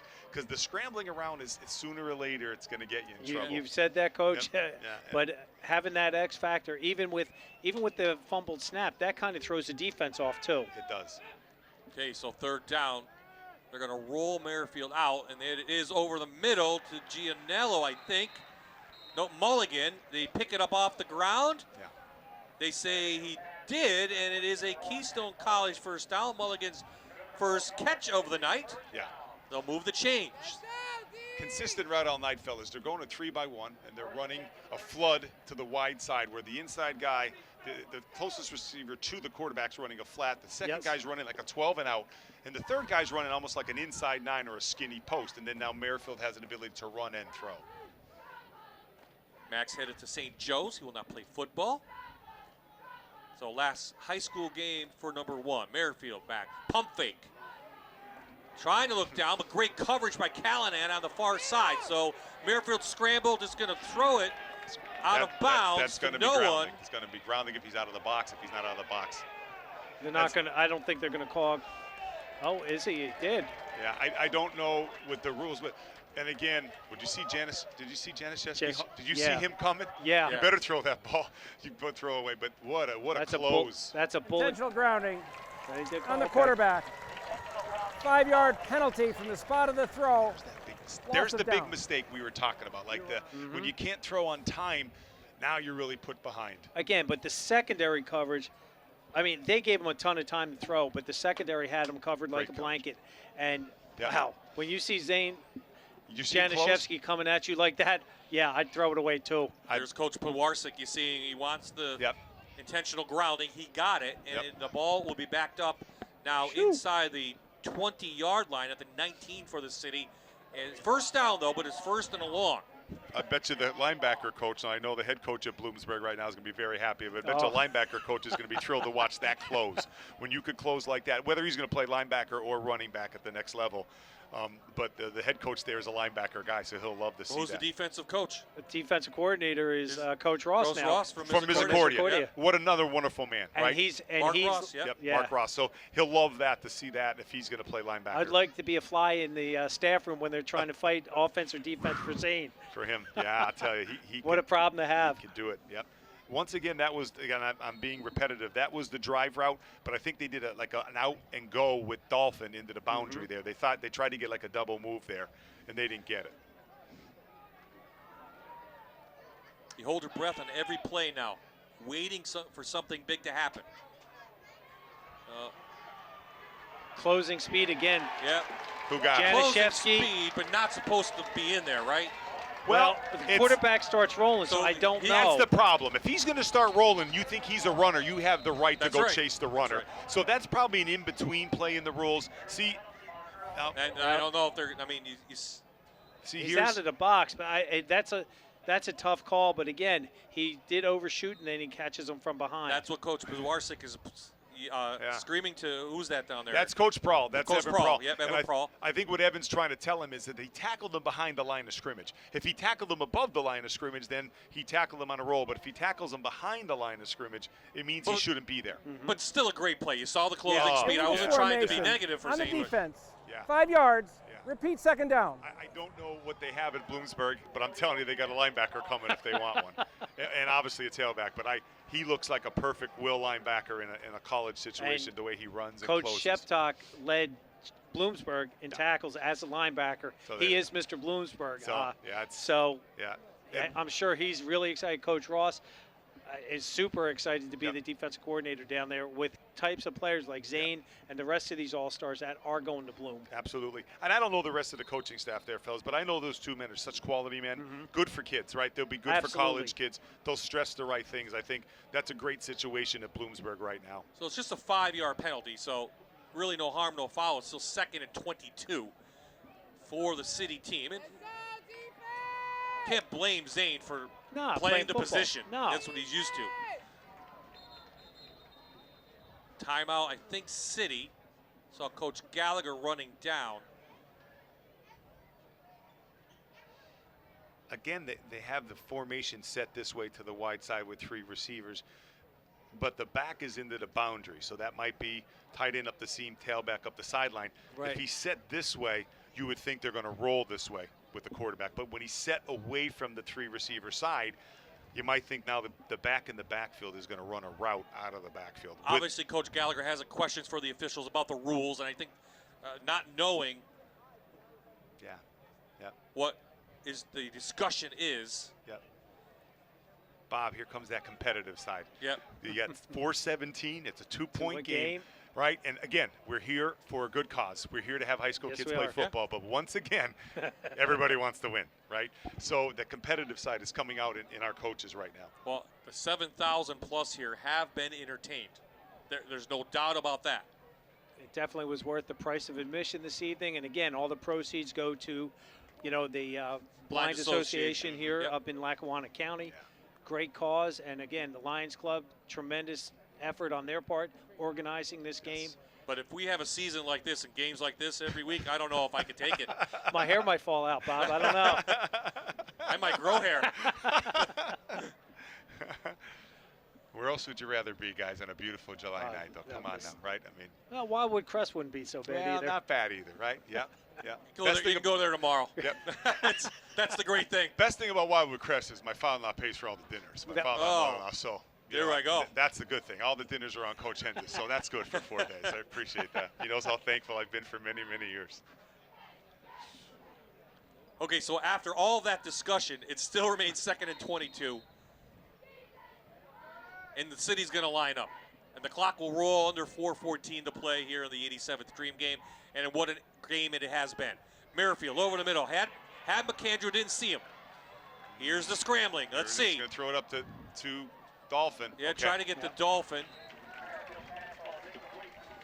They tried to run a drive situation from 3-by-1 to bring people underneath and cross the tight end to this flat. And again, he just not throwing. There's not enough time. They're really getting great pressure right now, and he's doing the best that he can. Well, again, 25 for the county. That is Matt Smith from Valley View's doing a great job getting pressure off the edge. And again, he's getting caught inside, though, with Merrifield, the way he scrambles. I thought for sure with that 3-by-1 set, they were going to have him scramble to the wide side of the field. They try to run a route coming back. Now see what they're doing here, though. They're putting Janaszewski as the wide side outside linebacker. So if there is a scramble to the wide side, Janaszewski is the guy that can hunt him down a little bit. See it? Yep. Now that's great job by number 88 right there. Now see Janaszewski coming. See it? Here it comes. Yep. He's He spy comes him. up. Merrifield Wide open. has a wide open receiver. That seems to be his favorite target tonight, Ryan Dolphin, who finds an open space. Yep. It's a Keystone College first down. It's a gain of, 28? They needed yards. 24. Yeah. And we move the chains for the city, 3:43 left. Yeah. And look at this. Great pressure from 88 out here. Yeah. And again, Merrifield does what he does best. He's scrambling, looking downfield, throws across his body. Yeah. This is pickup football, fellas. That's what it is. This is go down to the tree, turn right. Yeah. Now you go over by the car on the right. You know what I mean? And so I think he's just scrambling around right now. They're running great routes, but the first routes initially aren't open, and he's making a great play. They had a 1st and 24. Backed up. Here's the drive route with the out into the boundary. Great coverage there. Yep. You got that single receiver into the boundary anytime you want him. They're trying to hit Wyszynski from North Pocono out there Yep. on that little out. Yep. Clock stops, 3:13. Is this the last drive of the game? No. No. No, absolutely not.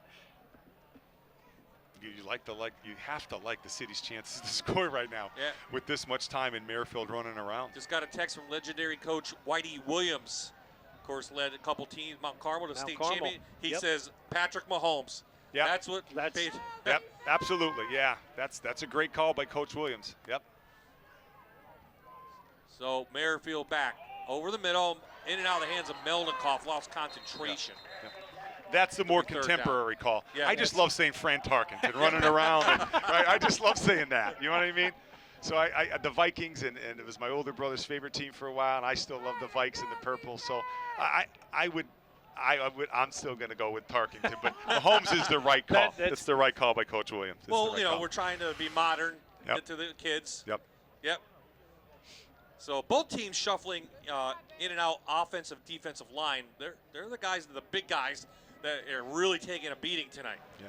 The D-line's got to be so tired chasing him around all night. They got to be so tired from Good the job county. by the Lakeland coaching staff to get guys in and out. So 3rd and long. He has time. He goes over the middle, in and out of the hands of Dolphin. He had fingertips on it, and he had Callahan beaten. But 4th down Great job now with coming. with that post pattern. Now, what's the call on 4th down? Let's watch this again, though. Does a nice job setting up, stays in the pocket, and he just read that, and wow, he did. He had him beat, and the ball was just laid out just a little bit too far. Okay, Coach Dolan, 4th down. You punt it, try to get it inside the 20, play defense, or you go for it right here? I think you got 2 timeouts. If you punt it down and they give the ball to Januszewski, if they do that, I say you have to go for it. I think you got a singular receiver out here, and I think you have to go for it. I think Prep's making the right decision. If they make the 1st down, it's definitely the right decision. Merrifield, 4th down. That's a hold. No flag called. If an injured player, he's going downfield into double coverage, and it's knocked down. Goes incomplete. I thought he came down with that for a second. Too. That's why I was like, Good defense by DiGregorio back there.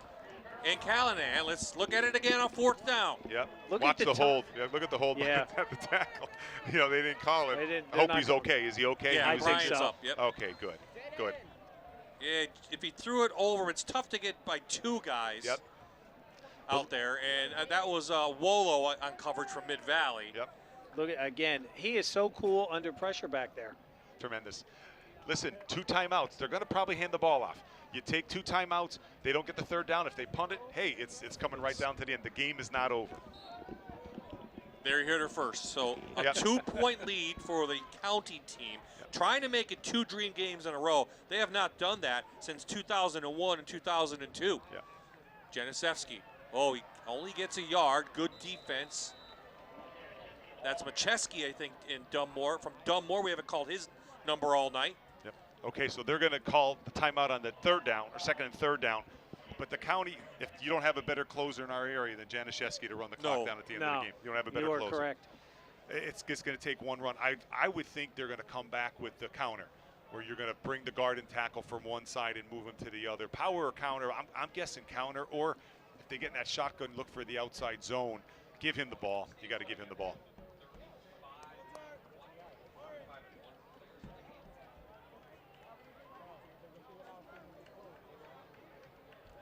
There's the counter. Yeah, Johnny Gilchrist hands it off. All right. County takes him down at midfield. That's Decker again from Susquehanna. We've called his name a couple times. 67 and 64 doing a great job on that counter tray. Yep. That's Colin Klaus-Watson and Griffin McKinley from Abington, making an impact after not having played a season this year, your senior year, and he's coming out. I mean, all those kids from Abington spoke to him. Wonderful. Shane said earlier when I talked to him, he said, Bob, and he said to you, it was like an out-of-body experience putting those pads on, being able to one last time in such a great game. And, you know, those guys have enjoyed every minute being on the field from Abington and Carbondale. Didn't get to play last year. Yep. Wonderful for them to see them at least finish out a high school career that was cut short, to be there now. You know. Right now, so Jan, let's talk X's and O's. Let's talk situation. So you got 3rd and 4. If you throw the ball and it's an incomplete, then you save a timeout for them, right? If you run the ball here with him, you know, then you're gonna at least take their timeout. You know, do you spread the field? Do you go shotgun? Do you go 2 backs? I'm thinking if they're going to spread it and maybe go shotgun and maybe try to run like an outside zone, you know? That's what I was thinking, RPO, and this time I would actually tell Gilchrist to keep the ball. Yep. Yep. Because he hasn't run the ball at all. He hasn't shown like what Merrifield does, but we've seen him play before, and we know he's a very good athlete. This formation has been Januszewski going to the top to the tight end side here. There it is. Here it is. City has him, and the City makes a stop. Yep. Devin Shillette shoots in from Scranton, makes the first hit, and then Carl Kinsel from Dunmore makes the second one, and he is short of a first down. There's too many bodies over there. Yep, and running it to the short side of the field, that you have that 12th man then. That's what at least that's what I would tell the kids. Use that sideline as a 12th man. Yeah, there's a lot of bodies. That's a tough thing. But here's the thing. They wasted a timeout. If you get a good punt, they don't have any timeouts. Right. And I think that's a good. Well, who doesn't want to see Merrifield back on the field and see if he can do it, right? I mean, come on. Absolutely. In a way, he's been playing. It's been exciting. You call him Mahomes, targeted. I don't care who you compare him to. He's going to go down as a legend of this game tonight. No doubt. And to the kids watching here tonight. I mean, is this one of the best dream games we've seen? I don't. You guys would know better than me. Yeah. So. Yeah, tremendous. Yeah, I mean, back and forth and 2-point difference. 2018 was 49-20, 27-12 in 2017, 35-8 in 2016, 41-6 in 2015. So we really haven't had that many close games. Yeah. I mean, this is a 2-point game, 149 left in it. Yep. And you couldn't ask for more. No, you couldn't. I'll tell you the one thing they could do maybe when they get the ball back is maybe put Januszewski in another tailback or somebody faster at the end positions. Let them hunt him down instead of the bigger kids chasing around. Because, well, the linebacker position right now really becomes null and void because you can't rush the quarterback. Yeah. They're going to be throwing deep. They're going to be scrambling. So don't waste a kid like Januszewski at the second level. Put him at the first level. Let him rush the passer. Make him a defensive end or something. Yeah, a couple years ago, we were very fortunate with a J.C. Gahn who had 14 sacks as a junior and a Jeremiah Acker. And they were our tailbacks, but they were our rush ends. And I thought they did a great job for us. So Oliver back to kick. We have a penalty. This is going to be illegal motion. 5 yards. Still 4th down. Now you have to watch the snap, too. We saw one bad over snap. Yeah. Now they're making a change. That Merrifield? That's Merrifield back to receive the punt at the 10 with Gartsy. 2 quarterbacks. Why not, right? Why not, yes. Right, why not? Look for a good snap. Oliver gets this one away, and someone will return it, and it will be Gartsy from his 10. He holds on to the ball, and the City. 80 yards. Well, and they have Padrika. I was just going to say, going to LSU. Going to LSU. So, you don't know. Nope. He has what's his longest? 42 yards this year. Yep. So that's up to, what, the 35-yard line? Yeah, you get the 35, 52. You got to get to the 25 to make it 50, a 42-yarder. So my thing right now is the edge rushers for the county. They got to set the line outside, and they got to force them back in. And I think you'll see an interception come if they make them throw from the pocket. But well, Romanowski, number 88, has been getting great pressure. He's from Lakeland. He's been doing a great job on that. Absolutely. Right tackle, owning him. He's just got to play. And it's tough because you see Merrifield, you want to get to him, and then he stops and turns. You got to constrict them. See it? There's Romanowski. See it? Going up too high. And that's see now number 8's got to be there. Look at this. Merrifield downfield to Melnikoff. Coulthard. Oh, we have a flag. Wow. A late I flag think that, comes honestly, in. I thought that was offensive, but I'm not the Let's official. see. That's Corey Coulthard from Valley View is on the coverage against Melnikoff. Which way does this go? That's a non-call, isn't it? Late in this game? I have to see it on replay again. I'm almost well. I would have to think, boy, that's a tough City's call. now walking down. Illegal defense. Oh. 5-yard penalty. Okay. All right, so First and 5. That means that they're not covering the right players with the right people. Yeah. That's what that means. So okay. Yeah.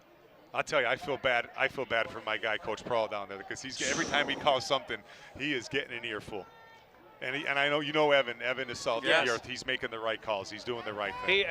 They are, and again, if we had the different view, Melnikoff, he really did push off, but again, it shouldn't be a factor. I think that's a non-factor call right there. That's a 2nd down and 10, right? So it's a illegal formation on defense. 1st down and 5. Clock stops if they get a 1st down in high school football. Merrifield. Wow. Pointing, directing traffic. He's going to, all right. Comes down, but he's going to be short. They have to get up quickly, but they have an injured Mulligan. He comes back up. Yep. Now they have players all the way down the field. Yeah, and see, no timeouts. Clock's going to clock run. rolling. But all it takes is 1 1st down, stop the clock. Just watching it from a standpoint of watching Januszewski roam the field without anything to do because he can't rush the passer. He's just going to spy. Yeah, he can't. But he has to cross the line of scrimmage before he could see this. Look at this. Oh, that's a hold. Holy God, is that a hold? He's been getting mugged all night. Oh, God. Number 8. Oh, God. So Merrifield, it's a receiver short of the 1st down, and that is Dolphin again. So he goes out of bounds. That was short, right? Yep, 1 yard short. So it's 4th and 1? Yeah, I believe. Okay, no flag on the hold. Yeah, he came back for the ball. Catch, Yeah. yep. 2 yards short. Might be 3rd down, Coach. Because remember, they had the penalty I'm sorry. at first. No, you're right. You're right. Yep. Yep. So it's 3rd down. So 3rd and 2. You know, you want to get that 1st down, stop the clock. Our referees are going to discuss something on 3rd and 2. We're not going to get this one off, but a lot of great plays tonight by some fantastic athletes out of the Lackawanna Football Conference. You couldn't ask for a better show. No, you couldn't. And that's what it's been. It's been entertaining here tonight. Yep. And here's the thing. 7. Oh, putting time back on the clock. Yep. So they have 2 downs to get the 1st. Your clock will stop. You get it up quickly. Melnikoff is in the backfield, and he's to the side where you'd see the roll this way. Yep. So maybe this is just roll, let him get the 1st down. It is man-to-man. Remember, no safety help. If you do get open, could be a free play. They will roll him. See, they protect him. Oh, boy, he's going to Dolphin. He's got him. Dolphin makes the catch. Come on, Rye. Coach is yelling. He can't hear you. He's all the way down to the 15-yard line. And the Merrifield factor is in full effect here at Valley View for a Keystone College 1st down. Wow. Unbelievable. I really thought they were going to give the ball to Melnikoff, but what a ball. What a great job. They got to spike it. Well, they're going to wait. They're going to wait. They have to get the chains in place. Running. Spike it now. They're almost like a victory formation. You have Melnikoff all the way back, so they spike in 27 seconds. Needless to say, I think they're in field goal range. You can't rush the field goal kicker. So let's look at this play first. Oh boy, how about Caden Did Merrifield? they take a timeout? Well, they were looking at the play, Coach. They spiked it. But I'm saying, but what do they? There's Dolphin. Dolphin does a nice job getting behind DiGregorio. And again, they break that open. They get down on the ball. Clock started at 34.6 seconds. And by the time they spike fellas, they're acting like it's a timeout, fellas. What's going on? The clock is running. They just spiked the ball. They didn't call it timeout. They're just going to take the delay of game here? I guess. That's what I was saying. They're just going to let Padrika win it? I mean, they're just going to run it out and let Padrika come on? There's the flag right now. Delay a game. They were acting, I swear, they were acting like it was a timeout. That was a timeout. Yes, I agree. I totally agree. It is a delay of game. The ball's back at the 20-yard line. They didn't have a timeout. No, they didn't have a timeout. So they took a delay of game. Now, Padrika, again, unfortunately, missed that field goal to start that opening drive. I think what they're going to do now is take the quarterback and run him to the middle of the field. To field, yep. And then spike it. All right, They're gonna hand it off to Melikoff. power to the middle of the field. Remember, but they don't have any timeouts. They don't have any time. They They can't got to stop run the clock. They could spike it. They could spike it and then kick the field goal. Timeout called by the defense. So the county calls timeout. So the county stops the clock with 18 seconds left. Well, here's the thing. The fans are getting excited, but they were going to spike it anyway. Yeah. Right. So the clock was going to stop. So what he's doing is saving himself some time to maybe get the ball back. Yeah. But it doesn't really matter. And again, they did the counter. Trey, left guard, left tackle, Melnikoff going. Again, tough running, gets them right smack where they want to be in the middle of the field to try to set that field goal up.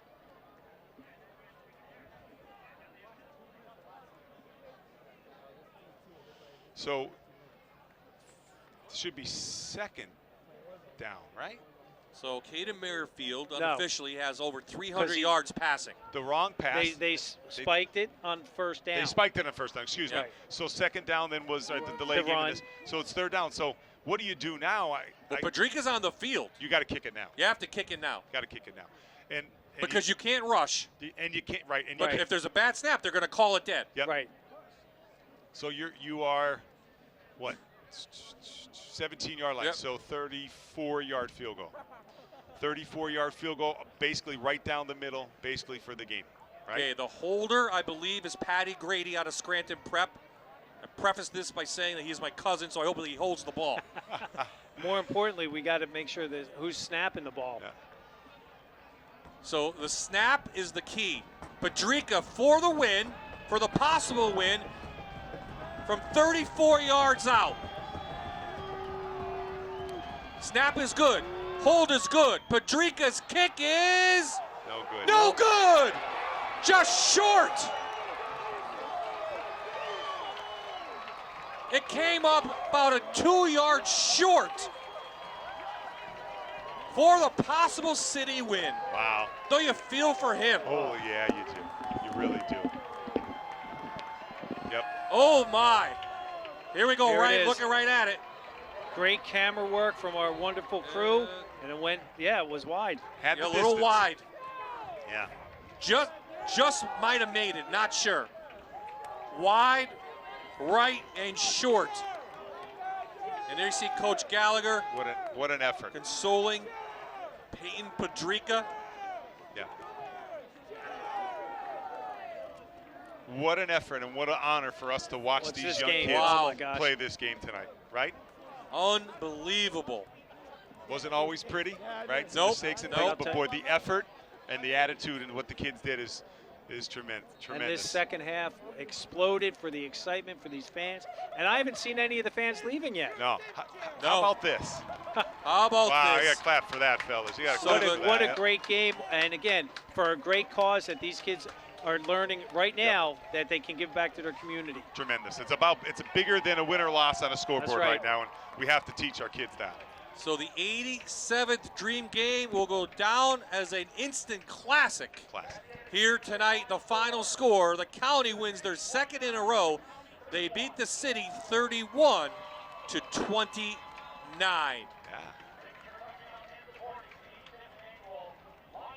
What will you remember? What will you remember? There's so many great plays. Yeah. Caden Merrifield over 300 yards. Your kid Zane, Ryan Dolphin. Dolphin. The Zane Show. Yeah, those three kids, right? Yeah. I think you had to go Merrifield, Dolphin, and you got to go Januszewski with the play of those three kids in particular. But what I'll remember is the effort by every kid on every team that played so hard right to the end and gave everybody a treat. When I They think certainly did. When we're looking for something that we haven't seen something like this in a while, with a crowd and an excitement, what a treat for us The tonight. crowd was definitely in it from almost the first possession. They were yelling. There was a flag, right? I mean, 7,000 plus came out to see one of the best high school football all-star games you'll ever see. The longest in the country, and that's why. Yeah. And the kids put it out there, 5 practices, and they laid it all down on the field. Paul Grippy's going to try to get a couple players of our game. We're going to try, of course, Zane and Callahan, I think, Callahan had an interception return and it had a touchdown from Johnny Gilchrist. And, of course, the Zane show, well over 100 yards. And I think they want to talk it over first with Coach Pewarski. So we'll wait for Paul, but Coach Sechak, what will you remember? I'll tell you what, Merrifield, we didn't get a chance to see that young man play, and he put on a show and how he could have been that X factor for West Scranton this past season, and how he played, how well. And again, I understand the Fran Tarkington because I'm showing my age. Pat Mahomes. But it was like watching Patrick Mahomes operate out there. And again, all those receivers being able to adjust to that in 5 days. I mean, that's great. What a wonderful cause, wonderful game. Paul Grippy does have one of our Allied Services players of the game. Paul? All right, Bob, I'm here with the county team. Mark Callahan, defense. You scored the touchdown on the interception, but tell me about this fourth quarter and what was it like on defense? It was a tough fought game, honestly. Our defense, we had to step it up. We did a few plays, we didn't a few plays, but at the end of the day, we stepped up and we came out with a dub.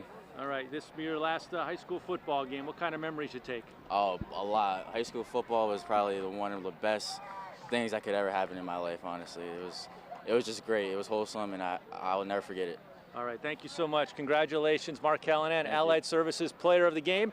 And Bob, we'll talk to the other player of the game in a moment. Thank you.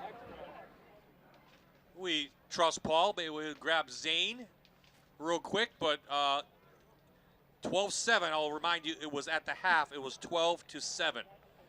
So a lot of scoring after that. What a second half of high school football. You couldn't ask for a better all-star game, as I said. Dolphin over 200 yards receiving. Zane over 100 yards rushing. What a great job by the offensive defensive lines. The linemen really put it out there tonight. And I think Paul does have Zane. Let's go down to Paul with the Zane train. Paul. Okay, Bob, the other Allied Services Player of the Game, Zane Januszewski. You played offense and defense, but tell me about defense in the fourth quarter. What was it like chasing their quarterback? Kane Merrifield, I've been playing against him my whole life, and he's nothing short but one of the greatest athletes I've ever played against, and he's one heck of a football player, and chasing him around gets old real quick and real fast, but we got the job done. What do you think was the difference in this game? Pass rush, just making them scramble around, they have to get the receivers open. It's tough to cover a receiver for a long time, but we did the job that we needed to, and we came out with the win. All right, thanks a lot. Congratulations on the win. Congratulations very on a much. great career. Zane Januszewski, Allied Services Player of the Game. Thank you to Paul Grippy and Hannah O'Reilly down on the sidelines for those great interviews tonight. And Coach, August 9th, you have Heat Acclamation, if that's what it is, Yes. 5 days. And then practice starts August 16th, and you open with Pittston area. Thank you for joining us tonight. Good luck this season. We will see you September 17th against Tunkhannock. And Jan wants lobster. Okay. So that's okay. Good. Very good. I'm just kidding. Yeah, thank you so much for this opportunity, and thank you so much for having me here to represent North Pocono High School and to be with you guys. It was such a pleasure, and I can't tell you how much fun it was to sit and watch a football game in Collin, and we're thrilled to see you September 17th in North Pocono community. We'll be MP proud and we'll be ready. And thank you so much for the opportunity. I had a great time, and I hope I didn't pack it up. Did I talk too much about tonight? Greg. I'll see what your mom says. But she did great. My mom says I talk too fast. Okay. That's what my mom says. Thank you. It was a pleasure. It was a great time having you up here, Greg. Yeah. Again, giving us the coach's perspective. Again, my coach's perspective is old now, but after 30-some years. But no, it's nice to hear you. Again, we had great interaction. Coach Bob was 3 for 3 on his calls tonight. I mean, nobody's hiring me. Greg, thank you. Good luck this season. We'll definitely have you back next year because we have a game like this all the time. We'll take it all the time for this dream game, and what a great opportunity. So, Jan, thank you. Bob? You got 5 weeks to brush up on all your teams. We'll have a top 10 this year. And guess what? We ended with Southern Columbia last year. We opened with Southern Columbia this year. And why not Jim Roth, close to becoming the all-time leading wins coach in the state, one of the best ever. And we will see them against the Berwick Bulldogs August 27th and on Friday Night Rivals. So you're ready, right? Well, I'm ready, and I'll tell you, we're setting the bar very high to match that for the rest of the season. All the games that we've picked are great games for Friday night rivals. Hey, we're happy to be back. I don't even know. We're doing this over a decade now. But congratulations. Thank you to all the players. Thank you to the coaches. Thank you to the Lions Club for having us. And if you watched it at home or you were here, you enjoyed one of the best high school football games you will ever see. A big thanks to our crew who hung in there for 3 hours of broadcasting. And they're excited to have the season as well. And we have the truck ready. We are ready to go. And we will see you out in Northeastern and Central Pennsylvania for Friday Night Rivals returns to MyTV WQMY.